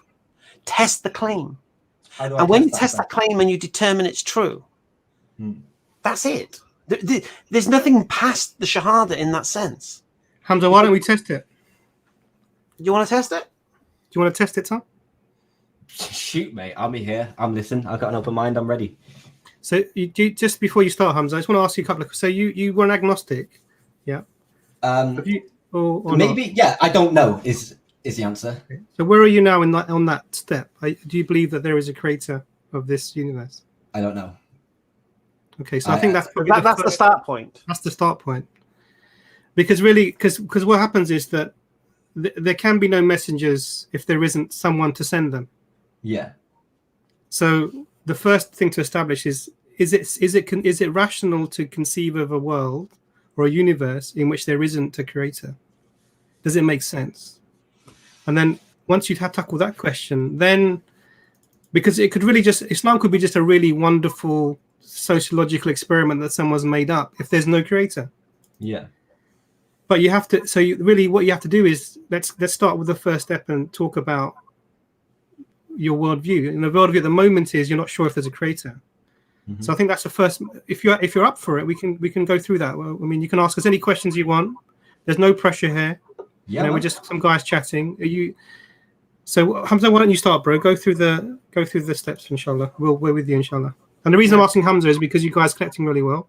I'd like you to. Well, I was going to say, I understand what you're saying, but let's say Tom's position is that there could be. He's not denying the existence of a creator. He's accepting the possibility of a creator. To be honest with you, using the technique that we're about to use, you don't really need to convince Tom there's a creator. To be honest, Because if Muhammad Sallallahu is telling the truth and the claim is true, then there is a creator by default. Sure. Does that make sense? How would I test that claim? I can't test which claim? Like his claim. So he made a claim. So when someone makes a claim, what are the four possibilities of that claim being made? Either they're crazy, so they've been in a cave too long, fasted too long, hallucinating, having visions, thinking they're seeing something they're not there, and then going down and telling people, yeah, angels are speaking to me. It's a possibility. If you look at this from a historical position, it's a possibility. Or this is the Christian narrative that a demon pretended to be an angel and deceived him. So told him he was a messenger of God. He's thinking he's a messenger of God, when in fact it's really the devil speaking to him, and everything that he comes from him is from the devil. So this is the Christian claim, that he was deceived into believing he was a messenger of God, when in fact he was a messenger of Satan. So that's the Christian narrative, and then you have the lion narrative. So basically, there was no angels. He just decided that he wanted to make up a religion for whatever benefit, whatever motive it was, and he was going to go and tell the people he'd just seen an angel in the cave. They know he tells the truth, so therefore they're going to believe him, and then he can tell them what he wants. Or it happened, and that's exactly what he's relaying. Can you think of another possibility before we continue? So hallucination you've covered, right? When I say hallucination, we're going to categorize that with delusional, crazy, even mental illness. I think we'll categorize into delusional, into the same category. The fact that he thinks these things are happening. Okay. So whether it's through drugs, hallucination, fasting, or whether it's just through a mental illness or schizophrenia, or whatever category you want to add, that will be in that set. So it didn't happen. He just thought it did. So it didn't happen, but he thought it did. It did happen, but it wasn't what he thought it was. It never happened, or it happened. That's your four qualities. That's your four variables. So if he was deceived, then he thought it happened, but it didn't. And if he's crazy, then he thought it happened, but it didn't. And if he's lying, then it definitely didn't happen. And then if he's telling the truth, then you've got to start then what you got left, if you know what I mean. So can you think of another variable though? Not outside of him, no. Right. So from your position right now, what would you say would be the best answer? Looking at what he did, look at the Quran he came with, looking at how he's influenced billions of people, and the guidance and the legislations and all of these things.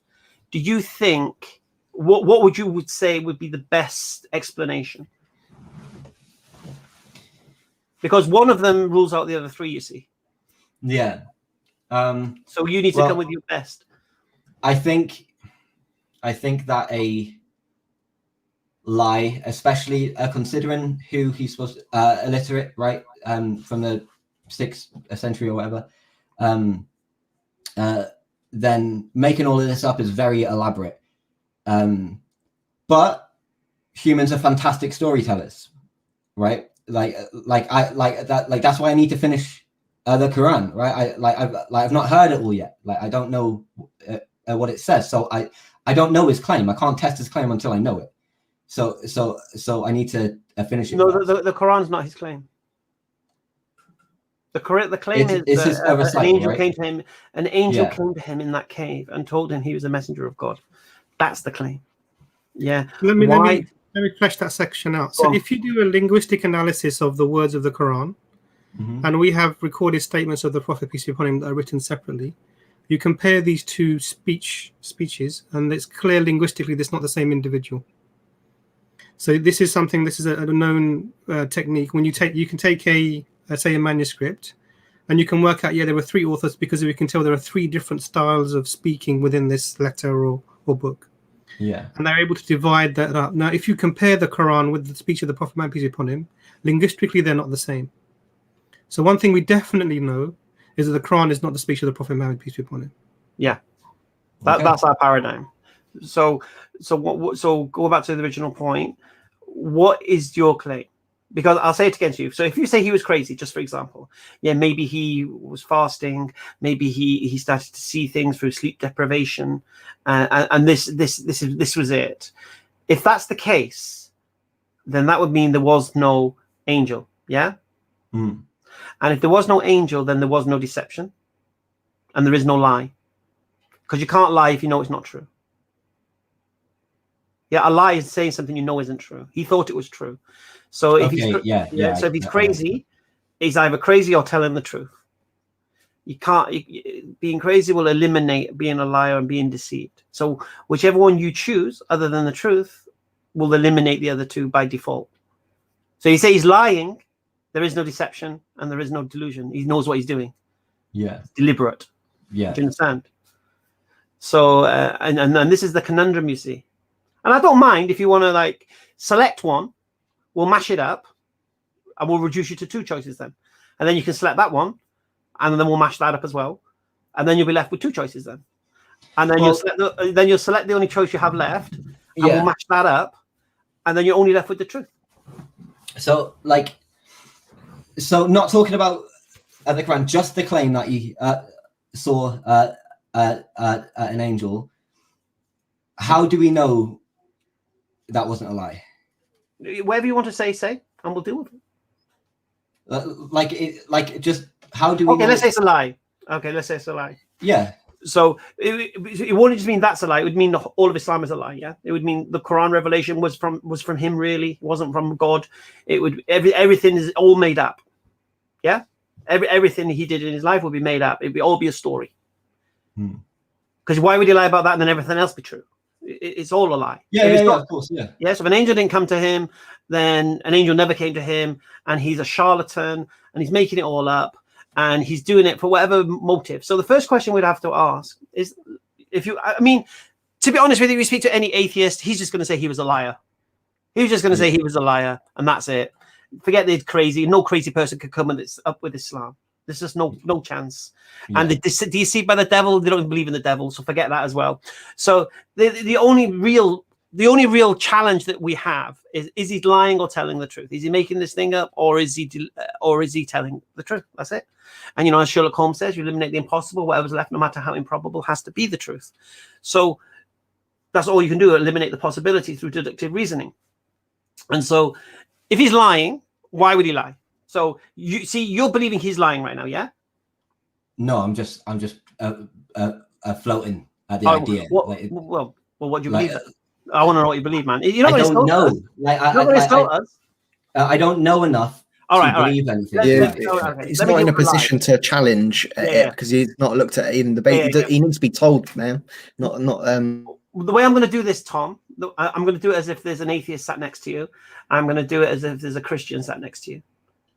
Mm-hmm. Yeah, and you're going to hear the atheists say, no, let's do the Christian first. You're going to hear the Christian say, oh, Muhammad was a messenger of Satan, and I'll refute that, and you're going to witness that refutation.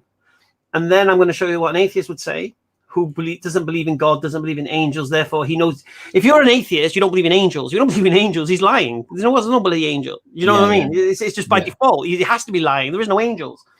So imagine you're in a room and there's an atheist and there's a Christian next to you. The way we'll deal with this is I'm going to deal with their challenge. Yeah. Then you're not put in a position. You're watching the positions get ripped apart, and you're not even part of it. You're saying, well, yeah, okay. After watching that demonstration, definitely don't have to worry about deception being an option. So you've only got then 3 options. Do you get me? And then I'll eliminate the lie option, and then you're going to have 2 options. And then obviously the crazy claim is self-refutation, self-refuting anyway. But let's do it that way. Okay. So Christian claim is what? Muhammad went to a cave. The devil pretended to be an angel, came to him, told him he's a messenger of God, when in fact he really wasn't, and everything he says is from the devil, and Muhammad was a messenger of Satan. That's their claim. Okay. First problem you got, according to what the Bible says, which they believe in, Satan can't do this. Satan can't divide himself. Satan cannot oppose himself. So, and all throughout the Quran, you'll see Satan being cursed, the accused, told to seek refuge from, all of these things, and it's completely opposing Satan. So according to the New Testament, Jesus says that Satan can't oppose himself. So any book that's refuting Satan, therefore, can't be from Satan by their own standard. That's the first thing. Second point about that is Satan doesn't want people to worship God.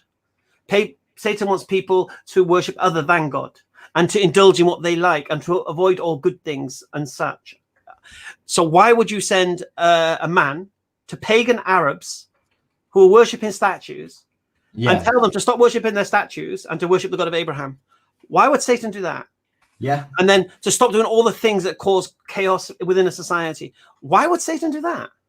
I mean, you would think Satan would maybe meet someone on the road to Damascus and corrupt the message of Jesus. More likely, that holds more weight, and to corrupt a message that way. The idea that you would just stop a man who's living in a pagan area and then tell him to convert all of the idolaters into worshiping the one God and to be accused and to avoid seek refuge from the accursed Satan and all of these things makes no sense. Yeah. So when that all piles together, you're like, why would Satan send a man like Muhammad? Peace be upon him. Satan wants division.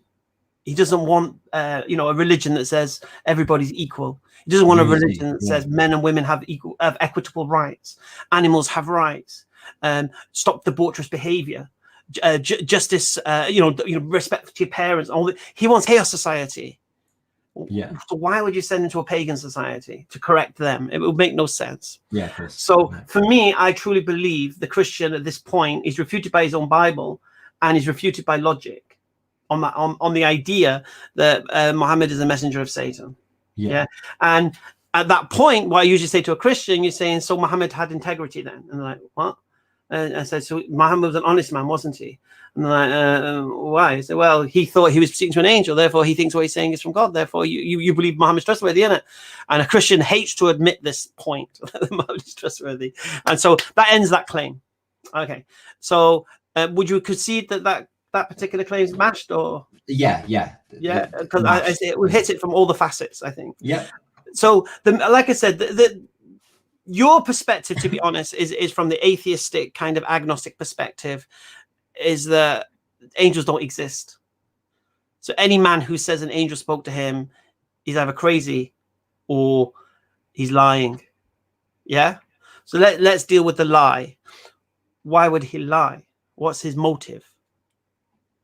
That's power, prestige, power and prestige and influence. Power, money, women. Yeah. Okay. So first thing, he's married to one of the richest women in Mecca. So wealth wasn't a problem for his family in that sense. His uncles had custodians of the Kaaba, so he already had status within the city. Yeah. He was known as Al-Amin, the trusted one. He was the one, if people went on a journey, they would leave their possessions with him, knowing that, oh, it's Muhammad, he would return your possessions. He's not going to steal them or anything like that. Yeah. This is the man who, if there was wars between the different tribes, they would bring Muhammad to bring them together. This is before prophethood, bring them together to arbitrate upon their disputes. So this was a man who was trusted in Mecca. So the question we need to ask is, why one day would he turn around when he's already got the trust of the people of Mecca and he's already got the wealth and he's already got the status, to then throw it all in the air and tell people to stop worshipping these statues? Because what you got to understand what Mecca is at this time, it's basically a place of pilgrimage for all the tribes around Mecca who worship different statues. And what they would do, they would bring their statues to the Kaaba to worship them at the Kaaba. And the Quraysh, which was the tribe of Muhammad, peace be upon him, they were merchants. So what would happen when all the pilgrims used to come to Mecca to worship their idols, they used to trade with them. And this was the economy of Mecca. This is how Mecca became so rich, because of this. So imagine the idolatry of Mecca is what made it, was its business, if you like. And Muhammad one day went down and said, stop all this, worship the one God. What happened? He was persecuted. The people who followed him were persecuted and tortured. They had their possessions, and finally they were exiled to put in the desert to die. Now the question that needs to be asked: why would a man do this for a lie? The motive makes no sense, right? And then it continues. And then at one time there was an eclipse of the sun, and his baby had just died, baby boy Ibrahim, and there was an eclipse of the sun. and the people say, "Oh, look! Even the sun, recognizes that your baby's died." And if you were a charlatan at this point, you would say, "Yeah, you see, I am the Messiah," right? Yeah, but no. What did he do? He said, "This is nothing. This is just natural. This is nothing to do with me or my baby." You know what I mean? So there was an opportunity, if you're a charlatan, to take advantage of a natural phenomena to claim it as some kind of miracle. Let me just give that phrase for that. Let me just give the phrase for that. So when that happened, the day that his son Ibrahim died, he was I think like 4 or 5 years old. The same day there was an eclipse. Yeah. So the sun went out, and so a lot of the people came out, particularly those who supported the prophet, and they said, "Look, this man is telling the truth. His son died, and the sky went dark." And the prophet's previous reaction was, it says that he got extremely angry. His face became red, and he said that the sun and the moon are the signs of your Lord, the creator of these, and their setting and dying has nothing to do with the death or the birth of any man. Now imagine those words. Now, even though his son's just died, if he wanted, that as a perfect opportunity to say, "Yeah, I told you guys, here I am. Of course. Now you should believe me." The opposite. He didn't want these people to think any human being was more than just a human being, and he took the opportunity to correct them. And it was something that affected him even to the point of anger, where he was saying, "Look, this isn't. You mustn't believe these things." Now, if that doesn't speak against the concept of, and there are other things as well, I'm sure I'm just going to mention them, but I just wanted the profoundness with which he said that the sun and the moon do not, their setting and rising is not to do with the death or the birth of any man. I mean, I think that's sincerity, if you want, in a nutshell. Yeah. And there was even a narration when the people were accusing him of being a liar, and he said, "Look, if I were to tell you there was an army on the other side of the mountain waiting to invade Makkah, what would you do?" And they said, "We prepare our defenses, O Muhammad, because we know you are the trusted one." And so he's like, "Well, you believe me in that, but why not believe me now?" So the idea of him from being known as the one you could trust for 40 years, all of a sudden turning a liar overnight, kind of don't make no sense, right? Yeah. But I'm going to throw in a caveat here. Let's just say people are people. Let's just say people have midlife crisis. Let's just say that all of a sudden they see things going on in society, and they want to try to be altruistic and try to change society for the better. So the best way to do that is invent a new religion, get the people to follow it, and that would then end all this maybe injustice within a society. So let's just say that was his motive. He just decided, 40 years old, midlife crisis, I need to change society. Yeah. So I'm going to give him a motive. Okay. Did he have the capacity to do what he's accused of? So the idea is that he's invented a religion now, and that he's pretending an angel is coming to visit him. For 23 years, he received revelation. So for 23 years, he's pretending an angel is coming to him to tell him what to say. And the first thing we have to understand is that he was illiterate. Yeah. And how do we know he's illiterate? Well, the Quran says he was illiterate. How do we know the Quran is correct when it says he was illiterate? Because if he wasn't illiterate, the people would say, "Wait a minute, you're not illiterate," and they would know. You understand? Yeah, of course, yeah. So the Quran is a confirmation that he was illiterate. So the first question needs to be asked: how does an illiterate man overnight come with the most exquisite linguistic miracle ever seen on this earth? And at the time in Arabia, there was five of the greatest poets, Arab poets, that lived. And they were sent to listen to the Quran, to try and find out what's going on here. Where's this guy getting this information from? And do you know what their response was? They said, first thing one said, the wife of Abu Sufyan said, "How does Muhammad, the illiterate shepherd, come down from the mountain blazing with poetry?" Yeah. And her husband said, "If it was just poetry, but it's not. It's legislation. It's guidance. You know what I mean? This is not just beautiful words. This is like instruction, if you like. Yeah, it's changing society." And the poets, when they heard the Quran, their response was this: sorcery. This is something we've never heard before. It's like magic. It's like so the rational Arab poets at the time said, what Muhammad has come with, this is like supernatural. This is something that we can't figure out where it's coming from, but it's coming from. And for 23 years, it came. Okay. Now, again, to continue the charade, what Muhammad would have had to have done, based upon the content of the Quran, he would need to have memorized the Old Testament and the New Testament. And then he would have had to have access to the oral traditions of the Jews, which they didn't write down. Apparently, we found out the other day, right? And then have access to the apocryphal books of the Christians. Yeah. Now, today, everyone's walking around with a Bible in their hands. In those days, Bibles were not in people's hands. Yeah. In those days, the Bibles were with the monks and in their churches and such, and synagogues. And so you're not just asking him to memorize these things. He has to memorize them.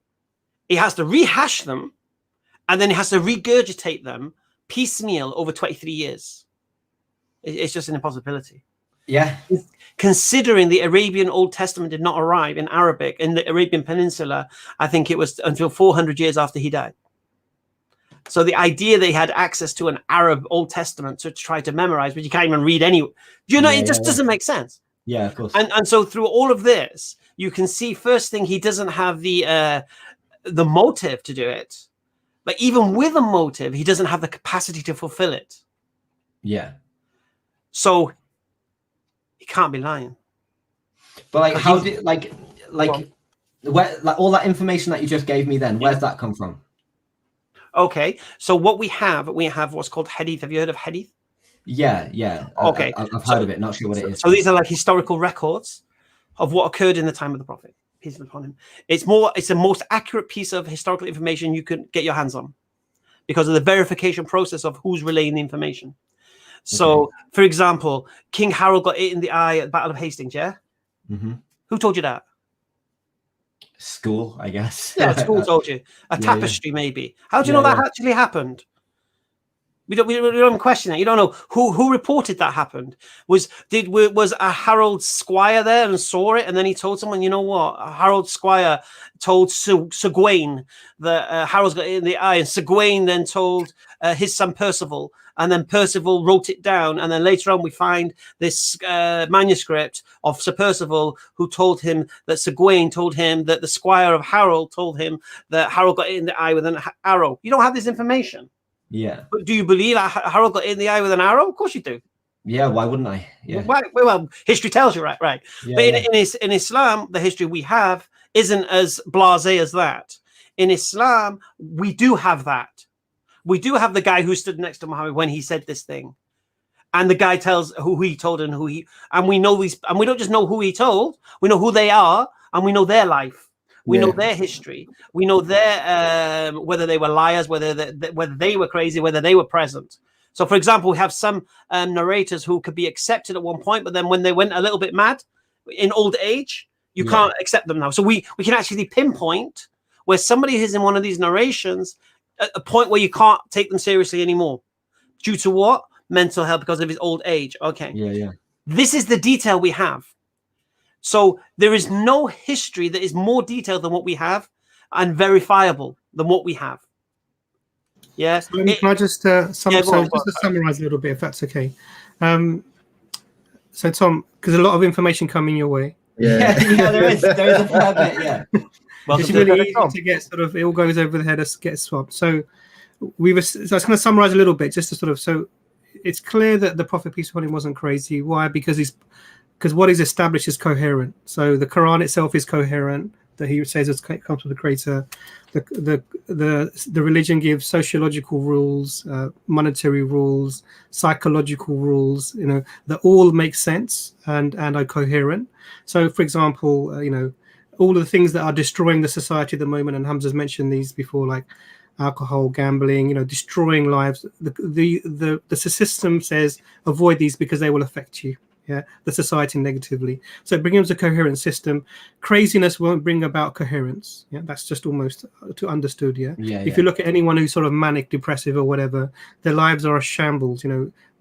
Either things are completely going really well and they're doing everything, or they're completely in bed and they can't move. There's no consistency. So craziness is out. Liar doesn't work. Why doesn't liar work? We've given you the example of the eclipse that happened. There are other examples that we can give you. Even when the Prophet was, he had enemies who were fighting him, they would still leave their goods with him because they know that they would get them back as they'd given them. So the people used to sort of leave money and things with people they trusted. It's almost like the safe equivalent in those days. You'd go to someone and say, look after this for me because I don't want to spend it. And they knew that even though they were fighting him, that he would give that back to them. That's how trustworthy he was. So that doesn't work. The devil thing, we didn't work. You're not an atheist, you're not a Christian. So the idea that the devil would say, avoid, don't worship idols, but worship the God of Abraham, doesn't really make sense. Yeah, of course. And to tell you that, that Satan is an enemy against you and he's going to deceive you and send you after everything within the world. So that doesn't make sense. Then we talked about you asked a great question. How do we know all this stuff? When the Prophet peace be upon him was around and he was reciting the information that came to him from his creator and he was explaining it, the recitation was written down by the companions and the explanation was written down by the companions. The recitation itself was the words of God, that became the Quran, that was written down and was compiled as the Quran. The statements where the Prophet is explaining, they start, what does this word mean? And the Prophet peace be upon him would say, okay, this is what it means, this is how you apply it. That was written down separately, and that was what we call the hadith, which is what Hamza is referring to. So we can trace all these back through not only manuscripts, but oral tradition that is verifiable in a really robust way that allows us to verify that this is definitely what happened and what was said. And it's quite an in-depth science. And Hamza was mentioning even that we study the people who are passing this information on so that when their memories became less reliable as they got older, we say, okay, anything before the age of 50 for this guy we'll accept, but everything after that, because he started to lose his memory a bit, we're not going to take anymore. Yeah. And that was something that is really the depth of sort of verification of information is amazing. And every single you've heard of Bitcoin, yeah? Yeah.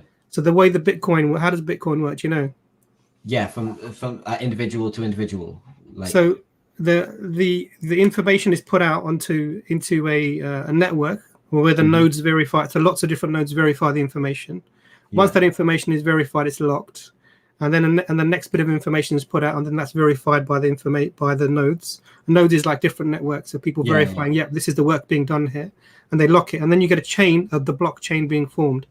Now, hadith is virtually identical. So one person who witnessed it from the Prophet Muhammad, peace be upon him, was written down. He will say that the Prophet Muhammad, peace be upon him, said this, and this is taught. I mean, the Prophet Muhammad taught many people, peace be upon him, and they would with each other. So this is the information going into a network. The network verified that information. It's recorded. And then these people will then also pass all that information again in a network. Now, this is cross-checked with the previous people and with those people again locked. So we get these chains of verified information, almost exactly like Bitcoin, going all the way to our present time that we can trace back. So as reliable as you think Bitcoin might be in terms of a currency, this is exactly how reliable our hadith narrations are. And we have multiple chains of this. So one statement would come by maybe dozens of people to us now. So we have one person who said this, but it's come through us through so many different ways that we know that there's no other way this thing could have happened. Yeah. So this is really it's like undeniable proof. So that was to sort of summarize it a bit, also a bit long, but to where we are at the moment. I just wanted to mention, I just wanted to let you know, bro. So as Muslims, when we're like living in today and we're wanting to be like live our religion, if we hear someone say something like, "Oh, the Prophet peace be upon him said this," or in Islam you've got to do this, or we mean that, or whatever, we've got a practice of asking them where they got that information from. We don't just take it because it sounds nice. In fact, there are a lot of hadiths that are weak or fabricated. There are hadiths that are also like good. There might be a missing few people in the chain and so on like that. So we've got this stringent categorization of hadiths. So there are some weak hadiths that we wouldn't really take in our religion that sound lovely. There's some really lovely, it'll make your heart flutter and everything. But if it's not true, it's not true. If we can't verify it's from the Prophet peace be upon him, we're not going to take it. It's not about just doing what we feel and all that sort of stuff. So keep that in mind as well when doing your research, that even the Muslims that maybe have having experiences and feeling good from praying and stuff, we've still got a head on our shoulders and we're still looking at it going, right, is this actual religion? And that's what the beauty of it, bro. That's why it hasn't changed for so long, because we've got a tradition of keeping it pure and keeping it as it preserved, basically. Because even Imam says something, we can still ask the Imam, where did you get this information? We don't say, oh, he's an Imam, he must know. No, we can still ask, which hadith said that, or where in the Quran does it say that? Do you know what I mean? So this is the beautiful thing, is we're all equal in the eyes of God, mashallah. Obviously, the respect for the scholars.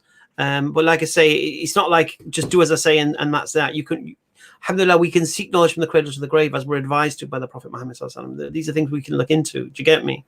But going back to your original point, how do you know these things happened? Well, we have our verified history. Yeah. And if you want to reject that as verified history, then you're going to have to reject King Harold getting it in the eye with an arrow. Yeah. If you're going to accept King Harold getting it in the eye with an arrow, then you've got no reason to reject this other than the fact that, well, if it's true, I've got a problem. King Harold getting it in the eye with an arrow. Yeah, it doesn't matter to me. Yeah, if he did, so what? But if what we're saying is true in Islam and from the teachings of Muhammad sallallahu alaihi wasallam, and these things are actually true, there's massive ramification. And that's it. And it's not just that. It's not just like, oh, fear, hellfire. It's the fact that, wow, this is the thing you see, and this is what you should think, Tom. Wow, if this guy is telling the truth, then that means he is my way to connect to supreme guidance. He is my way to subject to what is truly objective morality.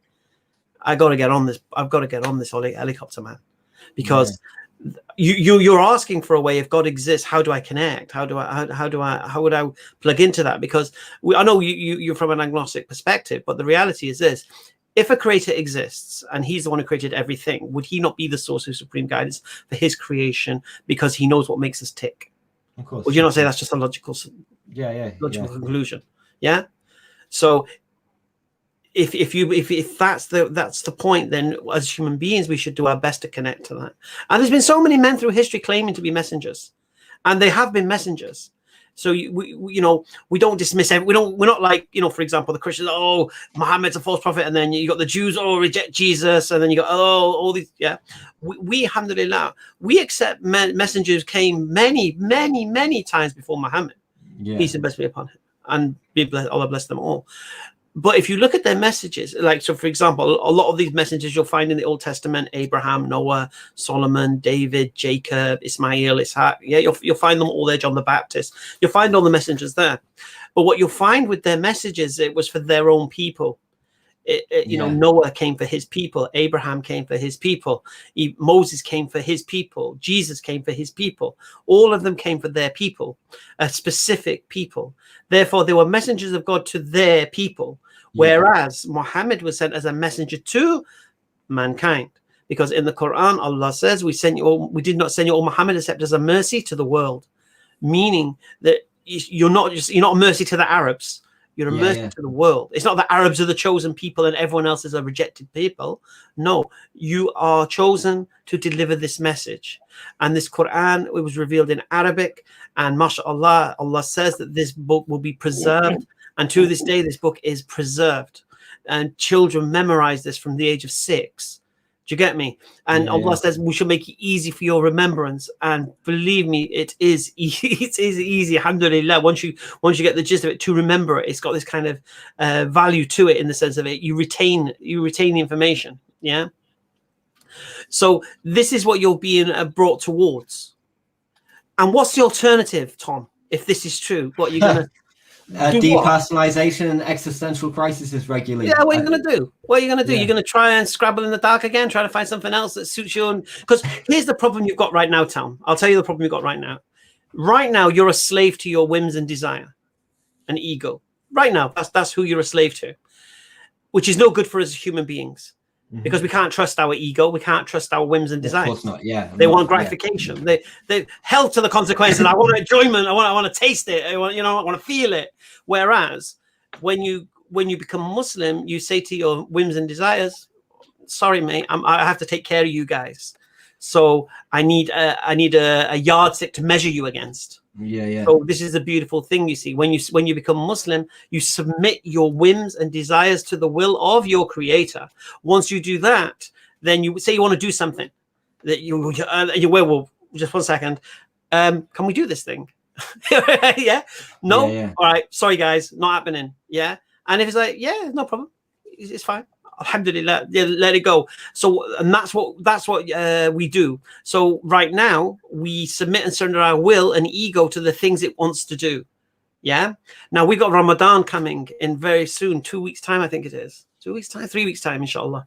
And there we submit, we put our whims and desires under even more stress, because it's not just going to be the harmful things we're prohibiting them from. We're now going to prohibit them from the things that are halal. Yeah. So now there's no, you can't have relations with your wife while you're fasting. You can't eat or drink or do all these things while you're fasting. You have to lower your speech, try to be humble while you're fast. Do you get me? So now you've taken your your suppression of your whims and desires to another level. Now it's amazing. You'll see a lot of Muslims change in Ramadan. Yeah. And they'll go from being Muslim by name, but in Ramadan, you'll see some of the girls, they'll start wearing the hijab, and the brothers will start attending more mosques, and they'll start praying. And inshallah, after Ramadan, some of them will stick, some will go back to where they were. And it's amazing because we're told in Ramadan, the Satan is locked up, he's chained up. So, because the Satan is the one that whispers to your whims and desires and your ego. It tries to inflate it and tries to motivate them. Yeah, do that thing. Whereas in Ramadan, we're protected from that, alhamdulillah.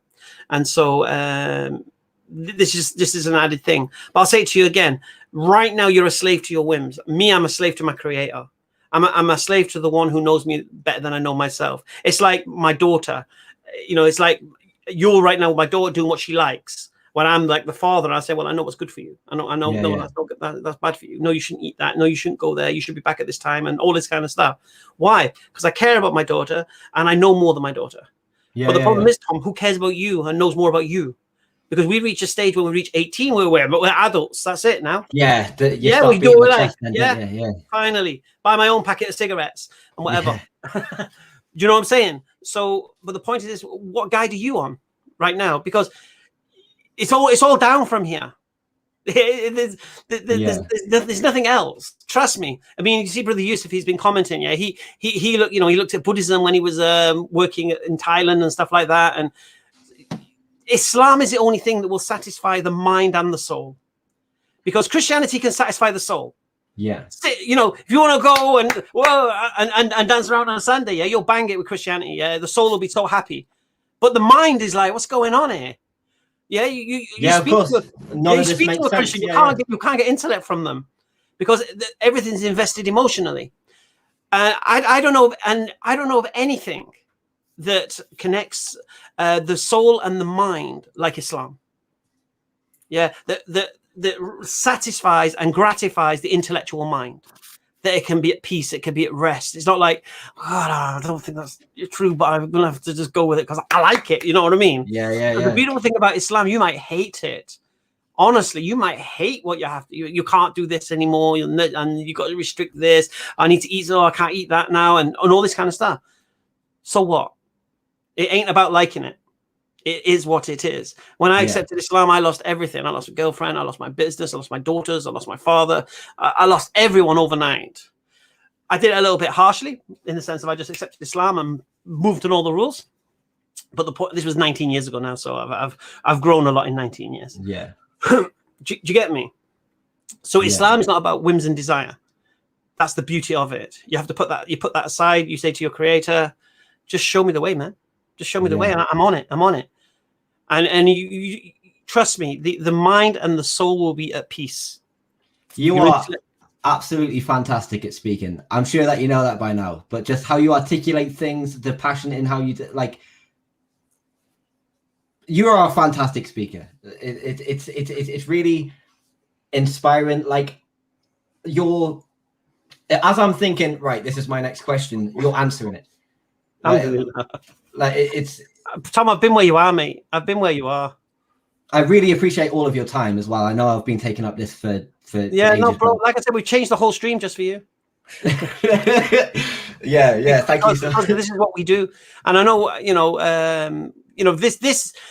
The funny thing is, right, and I think this is ironic, that this stream is basically the antithesis of what you like. Yeah, because this stream is about taking people's beliefs off them. Mm-hmm. This is what this stream is about. I'm a Christian. I believe this is true. And we're like, really? Why? And we take it away from you. Because you said you don't want to take people's beliefs. No. And when you said that, I was thinking, but where does truth come into that then? Because if you're not going to take someone's belief away from them, that means you're going to allow them to stay in something that, even though it makes them happy, is a lie. Yeah, but I don't have the conviction to say that's a lie. No, I understand. That makes sense.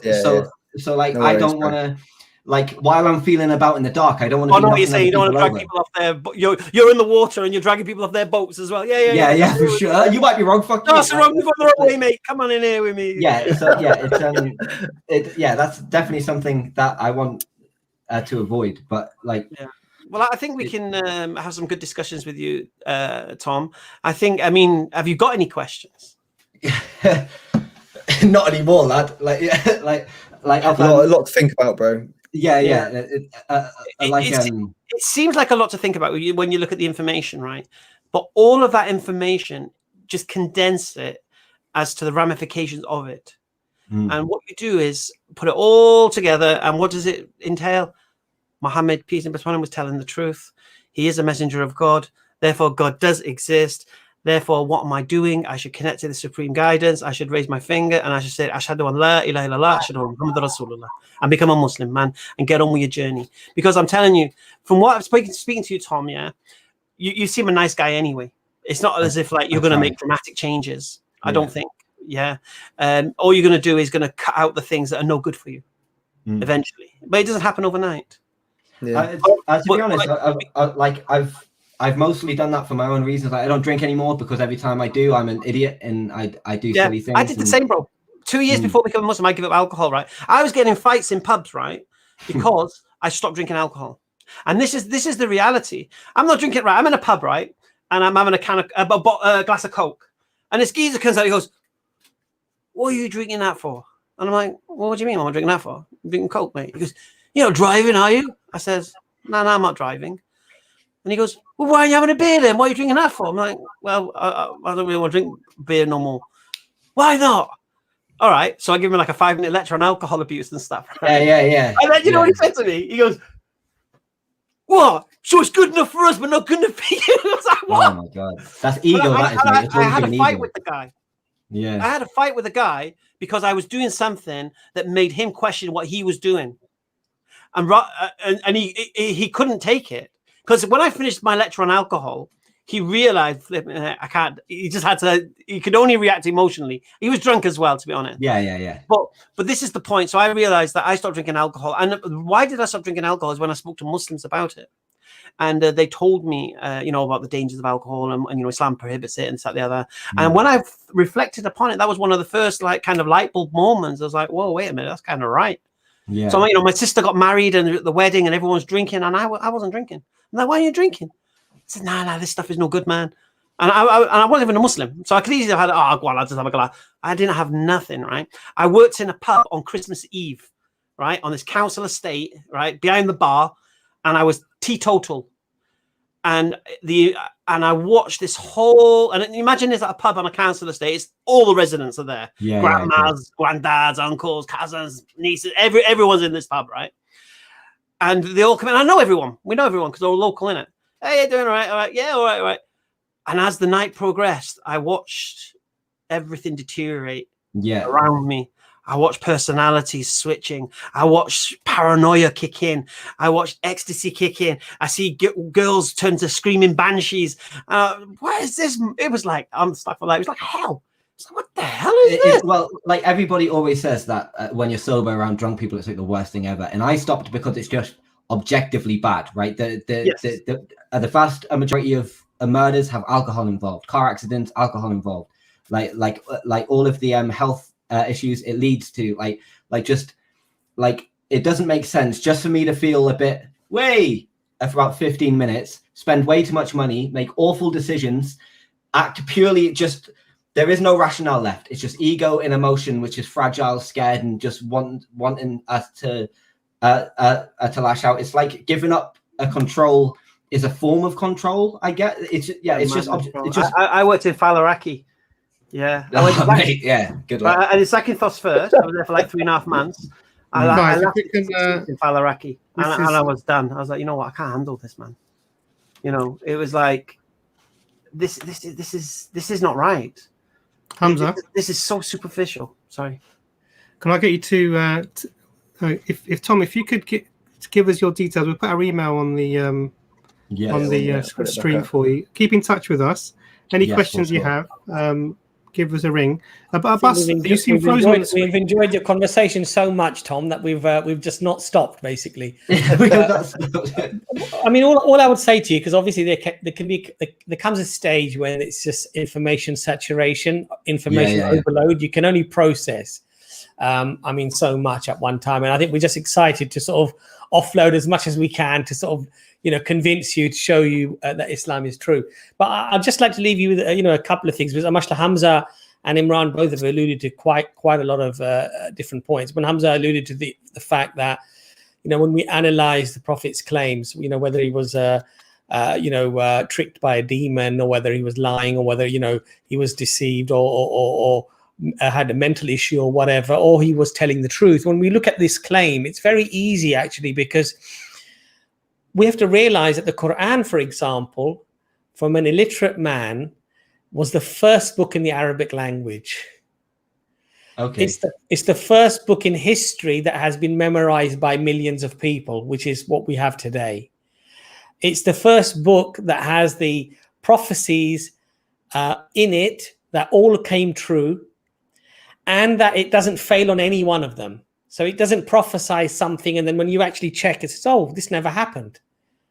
So it's the first book that ever did that. Now, why do we believe what we believe? We believe it because it's either reasonable to believe it, or because of a balance of probability that rationally, reasonably, there's no other explanation how this could have come about other than it being from God Almighty.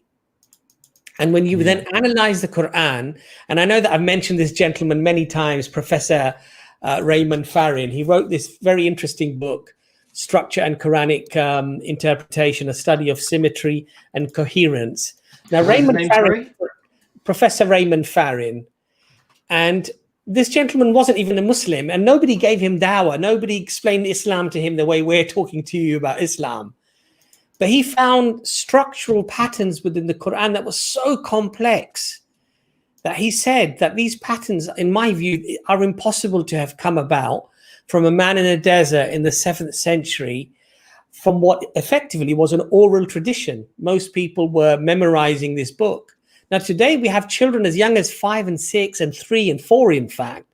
You can just go to YouTube after this discussion and put down children imam or children memorizers of the Quran, and you'll have children 3, 4, 5 years old memorizing the entire book. Now, we've never seen this phenomena. We've never ever seen this in history. So the question then would arise, is it reasonable then to assume anything other than a miracle as it claims to be a miracle? Do you see my point? Yeah, of course. Yeah. And then because it's not reasonable to come up with any other explanation, the only explanation that you're left with is that this had to have come from God Almighty. You see? Yeah. And so, there's so many other points I could go into, but, it will just turn into a very long discussion. But please do keep our email with you and contact us. I will, for sure. Thank you so much for all your time. Continue the conversation, and I'll actually we'll send you so many other. There's lots of free books that you can download from Sapien Institute. We'll try to put that in the link for you. And if you go to AIRA, they have many free books as well. That are full of information, that go through the evidences, they go through rational arguments for God. And I think you might find those actually very, very useful. So hopefully we'll put those links in. But please do give us your email as well. We'd love to continue with the conversation. For sure. I think if I got it copied and pasted. I'll just give you one last thought, Tom. I'll email you after this. Sure. I'll just leave you one last thought, Tom. Yes. Remember, you had a sign of the telephone ringing? Mm-hmm. This stream was a sign for you, mate. It certainly feels like it. With Ben and me here. You know why? Because we're you, bro. We're you, thinking like you, the way you were thought. And we were at that stage where we're thinking Islam is true, but what do I do? Do I do it? Do I wait? Do I keep finding things to try and find out? Because I challenged Islam for 2 years, I'll be honest with you. I brought up everything I could possibly find against it. And then I just said, you know what? This is just, I can't do it anymore. It's true. Just get on with it. And once I surrendered to it, it was a weight off my mind. It gave me purpose in life, give me reason, and the thing about me, Tom, you may have realized, right? I'm pretty intellectually, logically minded, and Islam satisfied it. My intellect was completely relaxed about it, and so that's why when I speak to anyone about Islam, first thing I do is defend Islam intellectually and logically. The idea of a creator. I don't need religion to come to the idea of a creator. Do you get me? Yeah, and so that's one thing it does. It gives you peace of mind. It gives your intellect can relax. I'm in the right path intellectually, and get on with it. And you know, I'll leave you with the famous words of Jordan M. Do you know who Jordan M is? No. All right, he's an English lad who accepted Islam with me, yeah. And he was basically kind of against Islam initially, and he messaged me on Messenger, Facebook. We had some good chats. He came to the park, Hyde Park, and eventually took his shahada, right? But he said, now I know what I know. I realize now becoming a Muslim isn't even a choice anymore. It's just it. I just have to do it. Because once, and this is the stage you're going to get to, Tom, once your intellect is satisfied that Islam is true, that's where the problem comes now. Because do you move on with that, or do you put your intellect aside and act ignorant? Yeah. But that will destroy you. Yeah, of course. Because your mind is like, wait a minute, but I think this thing is true. And you know we're going the wrong way now, what we do. Yeah. You know you're going the wrong way. But you think, oh, well, you know, there might be a scenic route here, there might be some nice things on the way, you know what I mean? Yeah. But you go into the wrong place, and that's the reality. So talking about signs, this is a sign for you. Me, I became Muslim 3 weeks after 9/11 in 2001. I think, Ben, how long ago were you, Ben? 2012. 2012. Jordan, I think, was 3 years ago. Matt was 4 years ago. You know, check out EFDawah, check out our channel, check out what we do. Yeah, you know, and don't be afraid of the truth. Feel the fear and do it anyway, and just get on with it. You're gonna love Islam, Tom. You're gonna love it, inshallah. Right, we're gonna all talk your ears off. It's been an hour now. So I'm going to leave you with this last thing, bro. Two little short things, promise, short. So I remember the beginning of this conversation, and I really respect it. You were like, all right, I'm just going to look at it properly. I'm going to pick holes in it. And I get that, picking holes in it. I'm not saying don't try and pick holes in it. What I'd say is learn what you're picking holes in first. And then try and pick holes in it, because a lot of people tend to just go, right, what are the anti-Muslims saying straight away before you, what's a hadith? I don't know, let's have a look at what the anti-Muslims are saying, because I want to pick a hole in it. Learn what it is first. So learn what's the Quran, what's it saying, what are the hadith, what's it saying, what's the Prophet, peace upon him, all that. We've just talked to you for an hour. You've got a lot to soak in. You're going to have an awesome journey learning all that, mate. I'll be listening to the screen back for sure. Yeah. I mean, a lot of it's going to go over your head, and some of it will sink into you. You know what I mean? Well, the good thing is it's on video. It's on video. So if you want to pick holes, I'm going to make it easy for you. Rather than you trying to find these imaginary holes, I'll give you what to pick at. Because if what I've said is true, you've got to become Muslim. So look at what I've said. Challenge it. Also, bro. This you said that that you're more of an agnostic. You don't know if there's a creator. You probably think there might be. What I would say, bro, is if there is a creator that created everything and knows what you are like, your head and everything, all that sort of concept, I might feel a bit weird not coming from a religious background, big religious background, because it was for me. My family were atheists and everything. Actually ask that creator for some guidance. Go, look, God, if you're here, mate, just can you help us out, mate? You know what I mean?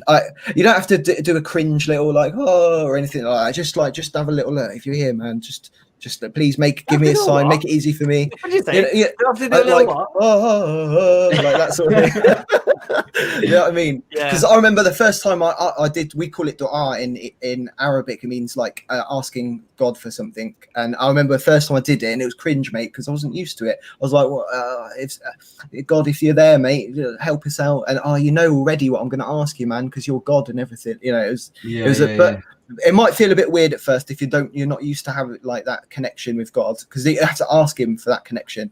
But yeah, bro. Just before you go, Tom, I just wanted to try and get two people to come on just very, very quickly. Jordan and Yusuf, guys, here in the comment section, just jump on, just give a one-liner advice. Hamza, we've been trying to wrap it up for 20 minutes, bro. No, I know, but I can see them in the comment section, both Jordan and Yusuf. Tom, Let's just jump on. Tom, before you go, I'll just give you a verse of the Quran. I think which is quite, fitting for a conclusion. It's chapter 41, verse 53. Allah says, "We will show them our signs in the universe and within themselves until it becomes clear to them that this Quran is the truth. Is it not enough that your Lord is a witness over all things?" So there's this whole concept that we've been discussing with you about evidence and about truth and about, convincing one with reason. And this is what the Quran is saying. This is what Allah is saying, that we will show you our signs until you are convinced. And so a lot of the things that you may have heard today, inshallah, I hope that they are signs for you to bring you, closer to God. Here's one more sign for you. This is Brother Yusuf. How long would you accept Islam, bro? Assalamu alaikum. You're a fellow Mancunian, aren't you? Say again? You're a fellow Mancunian. Are you from Manchester, Tom? No, I'm in North Wales, so Manchester's only like an hour and a half away. Real was where we used to go on holiday. When we poor man. Oh, okay. When I was in Stockport, Rill was like, wow, we're going to Rill and Llandudno. Yeah, I live right next to Llandudno, yeah. Oh, okay. Sorry, Yusuf, go on, man. Yeah, I accepted Islam in 2014, so about 6 years ago, but I was battling with it for about 5 years. So I started looking into it when I was about 18 and really avoided it for a long, long time. And then eventually, when I got to about the age of 24, I think it was, ended up just kind of getting to a point where it felt inauthentic not to submit to it. But who was it that said you were from Manchester? I'm sure there's been pure floating around. Yeah, I've been speaking to some imams from Manchester because that was the closest mosque I could get hold of. They're all closed around me because of COVID and that. Yeah. Well, we don't live too far away, so if you ever want to meet up or anything, you're welcome to give us a shout. Yeah, I'm planning on coming up next month, mate. So yeah. Oh, to Manchester? Yeah. Oh, buzzing. Yeah, well, I'm in North End of it, so I'm up at Bolton. But it's not too far. There's literally a train station that takes me right to the centre in about 5 minutes. So I can get there in no time. Yeah, it'd be cool to meet up with you, have a coffee and that. You can ask away. We could talk about it. Any word of advice you can leave him with on this journey? Because you've been at this stage, I've been at this stage. Yeah. So it's good that because the thing is, obviously you're kind of being confronted with something and you're seeing truth in it. And it can be very overwhelming having lots of information. The major thing is to just take careful steps. And it's good that you're asking yourself questions or maybe even worrying that you're jumping into things too quickly and stuff like that. Because if you don't ask these questions now, what you end up finding is people 5 years down the line think, oh, did I rush into it? Did I jump into it too quickly? Things like that. So, you want to set yourself up with a foundation of something so that when you're stepping on it, you don't lose your feet. And just be patient with it, but like process the information. If you've got questions, you've got a shed load of brilliant people here to reach out to, and inshallah they'll be able to answer your questions and things like that. Like I say, just take careful steps and take your time to process the information, because if you make the decision, you want it to be a genuine one that comes for sure. from the heart, and it's sincere and authentic, and that it's not just based on a whim or a flimsy choice that in the future you can look back and doubt, did I make the right decision? Did I do it for the right reasons and things like that? So like for me, it got to a point where avoiding it felt inauthentic, and it was sort of like Brother Jordan's famous words. It was not so much of a choice anymore. It was no, I do believe, and at the moment I'm just sort of putting off submitting to it. So take your time and do your research, and inshallah. Brother Jordan, assalamu alaikum. Yeah, wa alaikum salam. Good listening to all that again. Nice to meet you, Tom, as well. I had to listen to all that as well once upon a time. And I often make dua that people, reverts. You're in the right place. You've met the lovely brothers here, I'm sure. And it's good listening to your story. And I think I've been Muslim, nearly 4 years now. 4 years, wow. And it's shot past. Getting dusty you're just like me. You're looking for holes, and I can tell you now, you won't find any. You'll keep looking, and you'll get to the stage where I did, where you just think Islam will have the answer to everything that you're looking for.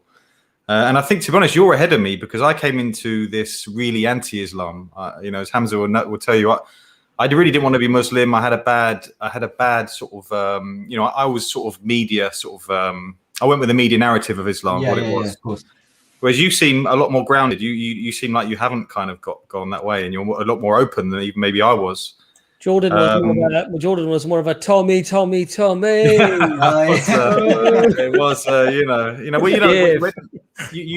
when you were looking at the news when I was younger. I guess I'm probably a bit older than you now, but it was. To be honest, it's even recent history, isn't it? It's terrorism, grooming gangs, and so you see these things, and you kind of think this is what Islam is. And it took me a while to unload a lot of that stuff, and a lot of it was meeting the lovely brothers on the panel here and things like that, and seeing.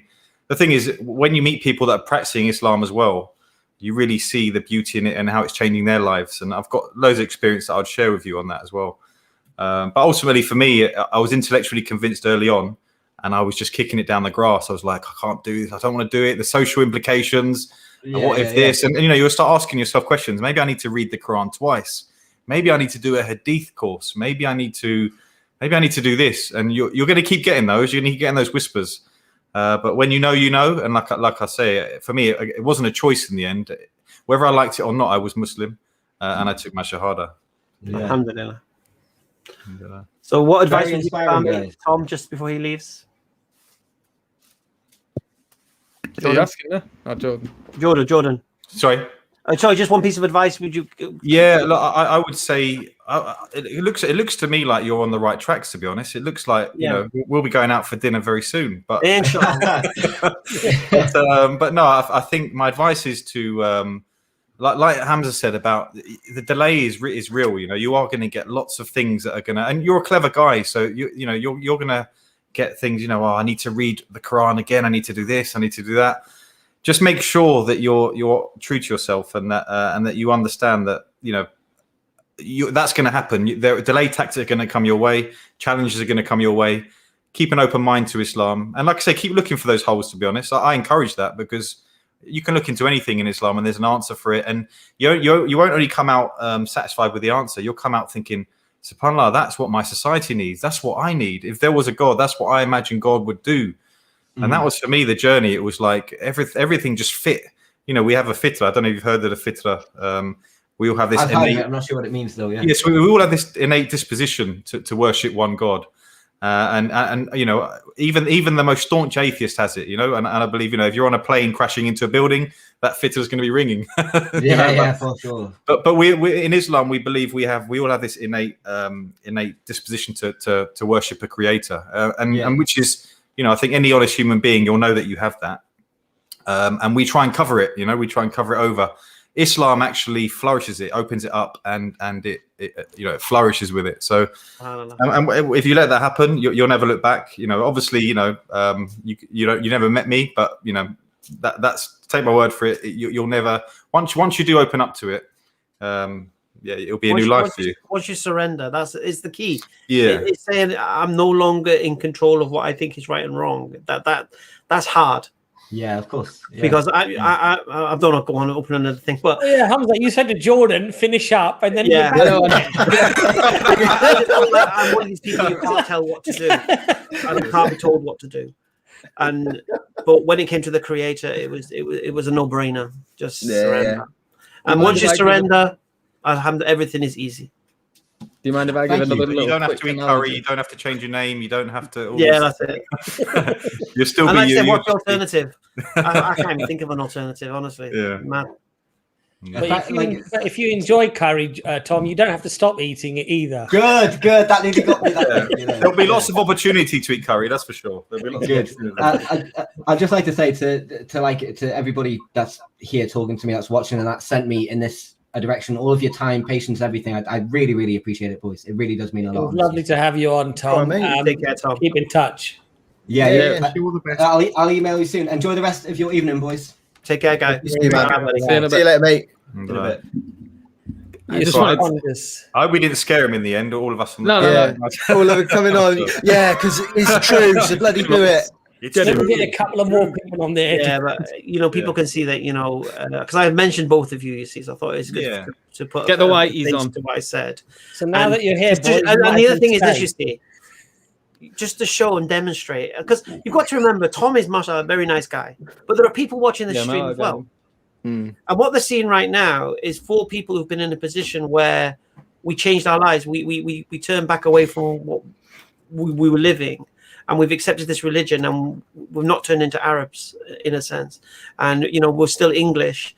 No one can say we're crazy, because I don't think any one of us comes across as crazy, apart from maybe Jordan's split personality. You pointed at me then as well. Did I? I went to that. Freudian Hamza's the crazy one. Yeah, and I don't think any of us come across as stupid either, in the sense that you could fool those guys, and so people at home watching this, they look, subhanallah, why are these people embracing this religion of hate, intolerance, and misogyny, unless it's not a religion of hate, intolerance, and misogyny? That's it. So address your caricature. And you'll realize that what we live as Muslims, when you see someone's a Muslim and you hear this word Islam, it's not what you're thinking. And I think you need to rewire yourselves. Anyway, boys, thanks for joining, man. I can let you go now, yeah? Well, if they can stay if they want to. Jordan, by the way, Jordan, you're obviously much taller than me, but I like this stream because I look actually taller than you on this one. I saw you comment on my last live stream how short I looked. Yeah, you look like a small boy there. Okay, so Dave Keys are on, and then that's it, because this is a Muhammad Ali. This is not for Muslims, this particular stream. Dave. You're right, Dave. Oh no. Can I go? Who's Dave? I know this guy. Oh, is it? What's he going to say? Dave? You've had him on before. Oh, did we? Oh, cool. Good evening. Sorry to keep you. No. How are we all? How are we all? Oh, God. You're good, mate. We're fantastic, mate. We're having a nice party, man. Yeah, I've been listening. What you got, mate? What have I got? Well, there's a whole bunch of stuff that I should have, but I've been busy working on some soil analysis, but I should have made notes, because you made some really interesting points. One of them relates to the Trinity, or the concept of Trinity. Okay. Well, you here to defend the concept of Trinity? Well, it's not just exclusive to Christianity, is it? No. So, I think the Judaic faith is significantly influenced by ancient Egypt, isn't it? I'm not sure. No. Well, no, not at all. No, because it came from God. It's got nothing to do with coming out of Egypt. But some of the prophets are related within the narrative to. So you mean geographically, do you? Well, no, probably culturally too. Didn't Moses come out of Egypt? But the culture and religion are different things, aren't they? So if you're referring to Moses as a religion, we would say it came from God. If you're saying his culture, yes, of course, his culture, some of it would have been from his geographical location and the people surrounding him. So you got to differentiate what you mean.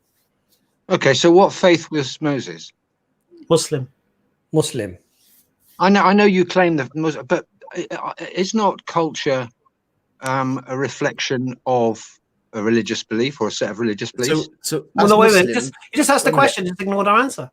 So as Muslims, we believe that God sent prophets and messengers to all nations of all times. So there was an ancient Celt prophet with tartan trousers on and woad saying there's only one God and I'm his messenger. There was a Chinese prophet. Do you know what I mean? So do you know what I mean? You've got to work within our paradigm, Dave. So the paradigm we have is a very, very simple one. What does Muslim mean? What does a Muslim mean? It means the one who does Islam. What is Islam? The one who submits and surrenders to God. Did Moses submit and surrender his will to God? Yes, he did. Therefore, his religion was Islam, and he was a Muslim. I like to look at the roots of understanding, because each of these prophets lived within a place and a time that actually caused them to seek divine inspiration or bring a message. Dave, the problem I here is, don't know whether they sought divine inspiration or whether divine inspiration was given to them. The problem that you have, Dave, is this. Yeah. The problem is that you make links, foundational links, through not spiritual or religious connotations, but rather through physical links, through geographical location or cultural location. And that's the paradigm that you're using. That's the spectacles that you're using. And obviously we don't use that as a paradigm, because we believe that the message of Moses came from God Almighty. The message of Jesus, peace be upon him, peace be upon both of them, came from God Almighty. Muslims have culture, but they have different cultures. So I was born in this country. Much of the culture that I'm used to, you know, only fools and horses and that type of humor, that type of, you know, jokes, maybe the sports that I would like to watch or whatever, would be very highly influenced by British culture. Sure. But I'm still a Muslim. So what I'm trying to say to you is that that paradigm, that the spectacles through which you're going to see things, it's going to alter your definition. It's going to alter your conclusions. So are you a theist? Do you believe in God Almighty? I certainly do. I suppose the best description would be something along. I mean, you've heard of the Canaanite peoples, yeah? Yeah. Do you believe in God, Dave? What I'm asking you is, do you believe in God? Yeah. Very, very simply, I do believe that there is a divine. Right. And do you believe that Moses? Do you believe that Moses was sent by God? When I look at, I mean, I don't know, do you see there's any historicity or accuracy within the narrative of the... Well, I'm asking you, Dave, do you believe Moses was sent by God? I'm just trying to frame it. No, but you're asking me, and I'm already asking you. Hey, Abbas is like me and you had a personality transplant. No, it's a simple question, if you let me ask it, because Moses, according to the Christian and the Judaic, came out of Egypt, brought his people out of Egypt. And then there's another prophet, Joseph, who also had interactions with the Pharaoh. So those, and I think, and along with Moses, you had his brother Aaron, according to the Christian Old Testament. Now, does Islam recognize the old... With all due respect, Dave, brother, I'm asking you, do you believe Moses was a prophet of God? Not why you believe he was. Was he? Well, this gets to be a bit of a delicate piece of ground, because I like to look for real hard evidence in terms of anthropology and archaeology. So that I know. Okay, so so I have questions, serious questions over the foundations of the Judaic faith. So that Moses wouldn't identify as a Jew anyway. So the point here is this: do you believe Moses was a messenger of God? I believe no, I don't actually. If I'm absolutely honest, hold on. If I'm absolutely honest, I can see when I look at, because within the last 150 years we've had a great exploration in terms of archaeology and the ability to decipher or translate the Sumerian tablets and many clay tablets. Dave, you're given the reasons why you don't believe, isn't it? You don't believe he's a messenger of God. You're looking for evidence that he was a messenger of God. If I'm absolutely honest, and I look at the names, if I look at the names of pre-existing deities, so before the Judaic faith, and I look at just forget Judaic faith. Is Moses a messenger of God? You said no. Why not? I don't think. Well, I think he may be a contrived archetype. He may be something that's made up. Right. So here's a beautiful thing. You see. Do you know what? Here's a beautiful thing, Dave. Dave, here's a beautiful thing. The Quran tells us he was a messenger of God. I know the Quran does. Right. So what do you bring to refute that? Well, if I look at the historicity of the character tell me about Moses. the historicity you got of Moses. Yeah, so you're using we're giving you the document that we use to say he's a book, and then you're bringing us a different you're bringing the Old Testament, going, look at this is some loads of holes in it, where we're saying we're using this. So let's deal I'll with give you an it. example. It's Dave, called a Dave, I'll give straw you an man example. argument.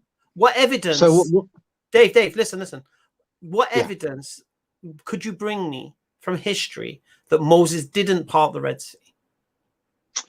the records kept in various surrounding civilizations, bearing in mind this was a fairly significant series of events that occurred, indicate that the narratives and the characters described within the Old Testament were actually borrowed from pre-existing civilizations and surrounding civilizations. Let me say the question again. So the claim is that Moses parted the Red Sea. Historically, what would you look for in history to determine whether that happened or not? It's a narrative. It's potentially, you see, one of the things that I've seen occurring within the narrative of what occurred with Egypt. Look, Dave, Hold on, let me explain. Let me explain how I. Dave, you're doing your waffling flex. You're not answering the question. I'm not waffling. You said you like to do anthropology and your archaeology and all this kind of stuff, right? So what I'm saying to you is this: is there anything that you can find in history that would say Moses didn't part the sea? That's it. Just that. Stick on that. I would suggest if such a thing occurred, it would have occurred as part of global catastrophe, which are the sorts of things. Global catastrophe is parting of the sea. Yeah, or at least changing of sea levels. The sudden changing too. Yeah, that's described within the seven plagues of Egypt. Do you believe in miracles? I believe that the omnipotency of what controls all things on this earth is beyond the influence of. I think, well, the concept of a miracle is something that we don't understand how it happens. Do you believe in miracles? Okay. I believe there are things that occur that are outside our ability to describe, and we would describe them as miracles. Do you believe in miracles of God? They are all related to our Creator. All of them. So you believe the Creator can create phenomena on this earth that's impossible? You do know what? It's amazing how it's like you answer a different question, like in a way. So you know what we mean by miracles. We mean something that happens supernatural, out of the paradigm of the natural world. The point we're making is a very, very simple one. Do you believe the Creator can cause phenomena to occur on this earth that's impossible to occur naturally? I don't believe that there are. I mean, if we look at mythology, there are thousands of examples. Stop doing that. Well, no, because no, because you're not answering the question. You're trying to get some rationale to an answer. Sorry, Dave. You're giving rationale to an answer you've not give. So I'll ask you again.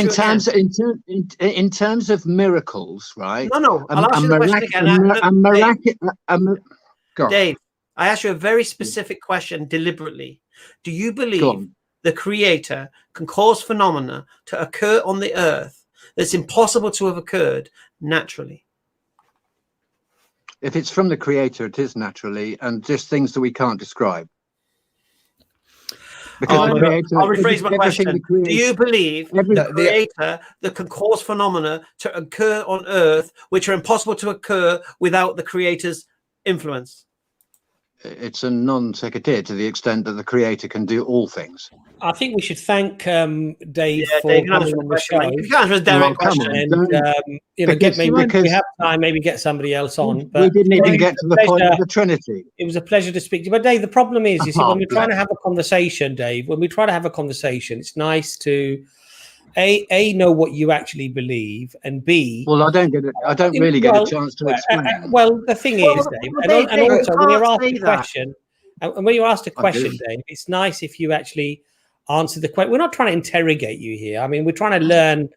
We're trying to learn sort of what your position actually is, and it's actually very, very difficult. It's like really squeezing blood out of a stone, really, trying to get the answer. Dave, let me reverse it. Out more about you. Can I ask you a question? Let me reverse it with Dave. Dave, I'm going to show you something here. Ask me some questions. I'll ask you a question. Yeah. Yeah? Okay.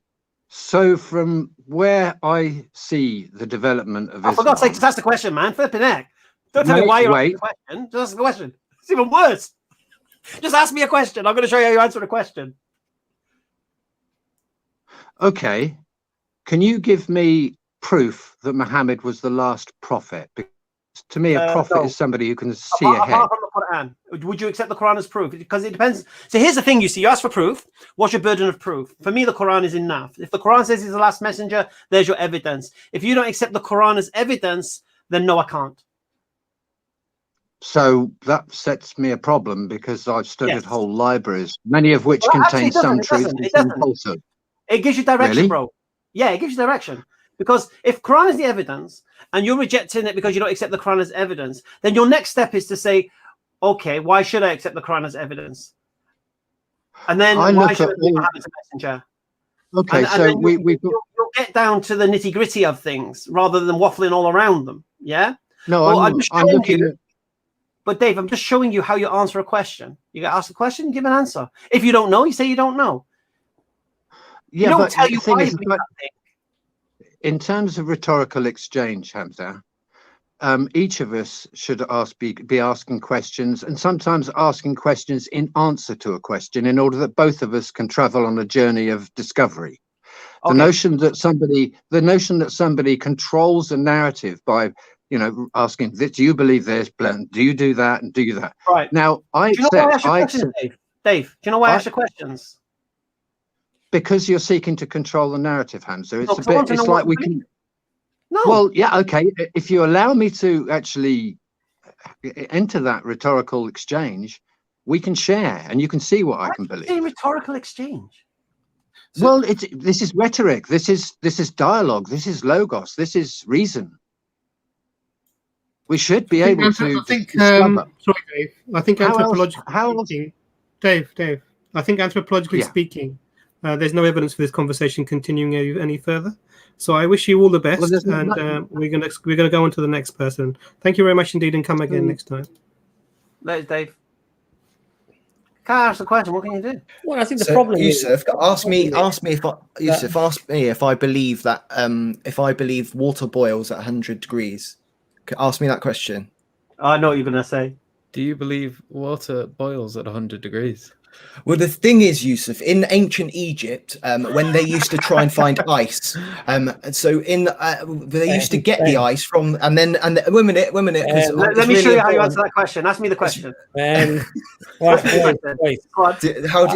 think. Just 1 second, Abbas. Ask me the question. No, but let's not get into that. No, the reason I'm bringing this up. I want to answer it. I'm not mocking. I'm making it obvious what he's doing, because some people everyone can see that, Ben. We don't need to. What's your question? We don't need to do that. I think the issue is that because water boil at 100 degrees was the question, isn't it? Yeah. Where? Pressure changes it. Huh? Pressure changes boiling temperature. Well, if you're in the Arctic, we don't want scenario, wouldn't it? Even higher. If you go higher, it boils lower. Yeah, that's what I'm saying to you. So, well, the point is this: you answer the question, and then you say why you've responded that way. Exactly. Yeah, exactly. But to tell you why we don't even know the answer to the question.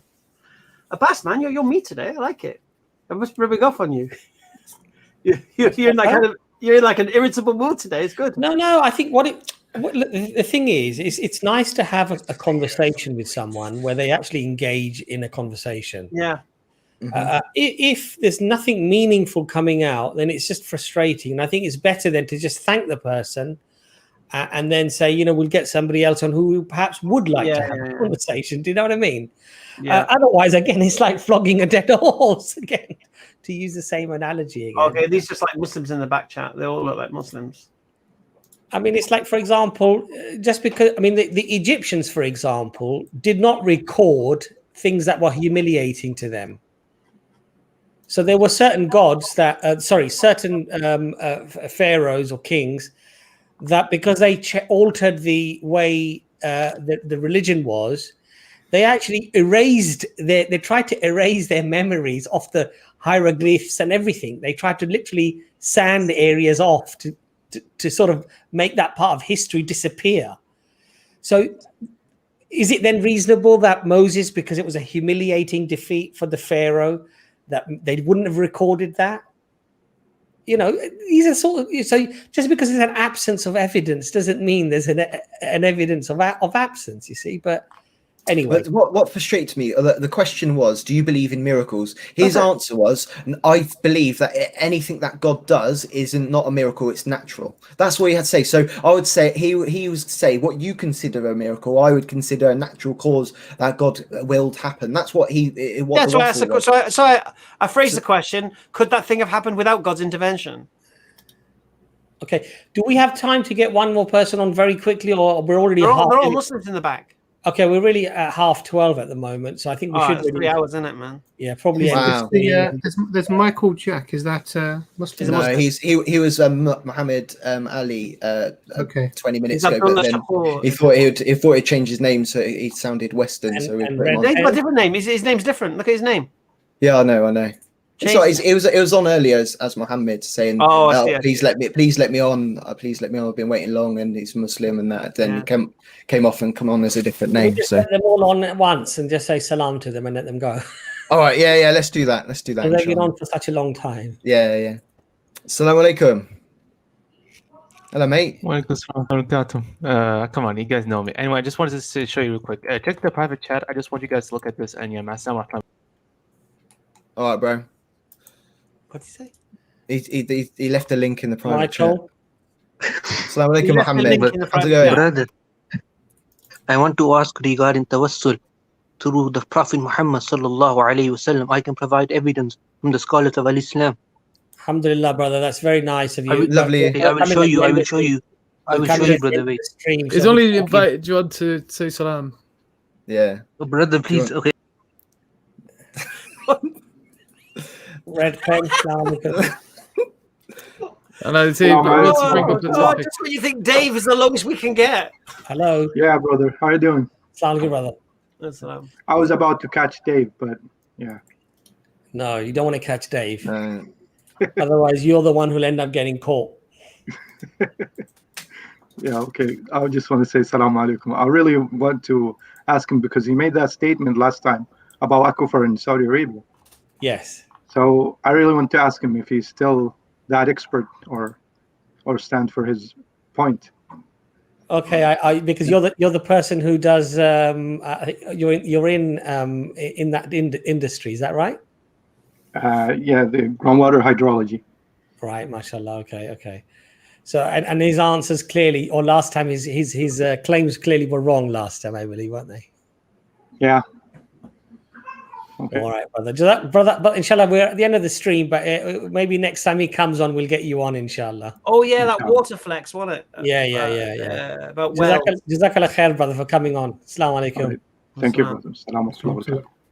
I think we're not going to be able to get anybody else on. That was just a little gift at the end to our brothers that were waiting. So sorry, Khan Umar and Fawad. Sorry, brothers, we're not going to be able to get you on now. But yeah, sorry if I came a little bit irritated. I've had the vaccine. No worries. That's my excuse. The vaccine. The vaccine has changed me. Turning zombie. Don't say that. We'll get people on going, it changed you. You see, look how we clip in there. So look, Abbas, he's so meek and mild. After the vaccine, he becomes Hamza.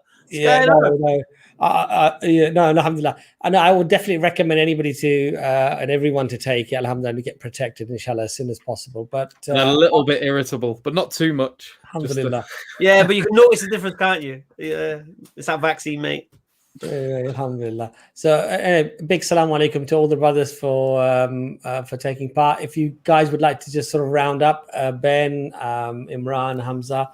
From me, alhamdulillah, I've already rounded up. I'll just say a big salam to everyone. I would just say that it was a pleasure having Tom on. Yeah. It's nice to have some kind of sincerity and open. And we had Adam the other day as well.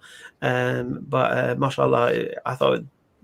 I know it wasn't the point of the stream, but I think, to be honest with you, I think it was good to make an exception in that case. I believe so. When we get genuine, honest people, this is how we are. And I think it was also nice as well that people see that I'm not this always shouting, red-faced hothead.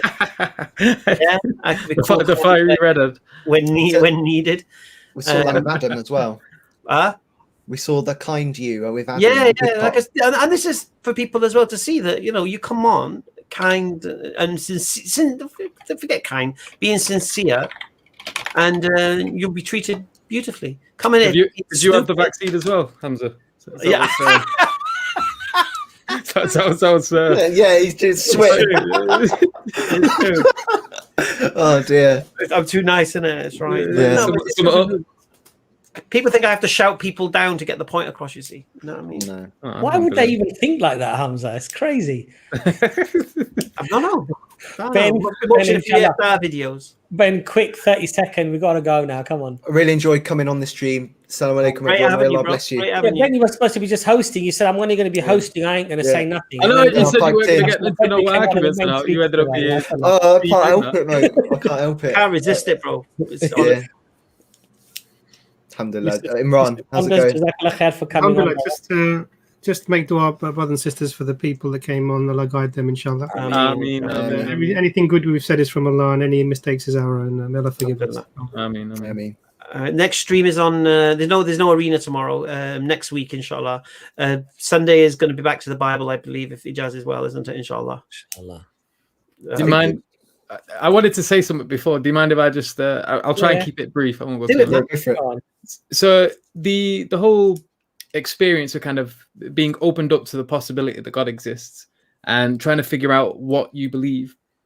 I think this idea of the fitrah, the way I've always seen it, is we spend a lot of time muddying up the water, and we're kicking in we're in a pond, and we're making so much movement, we're doing so many things that everything becomes clouded and really difficult to see where you're going or how to get anywhere.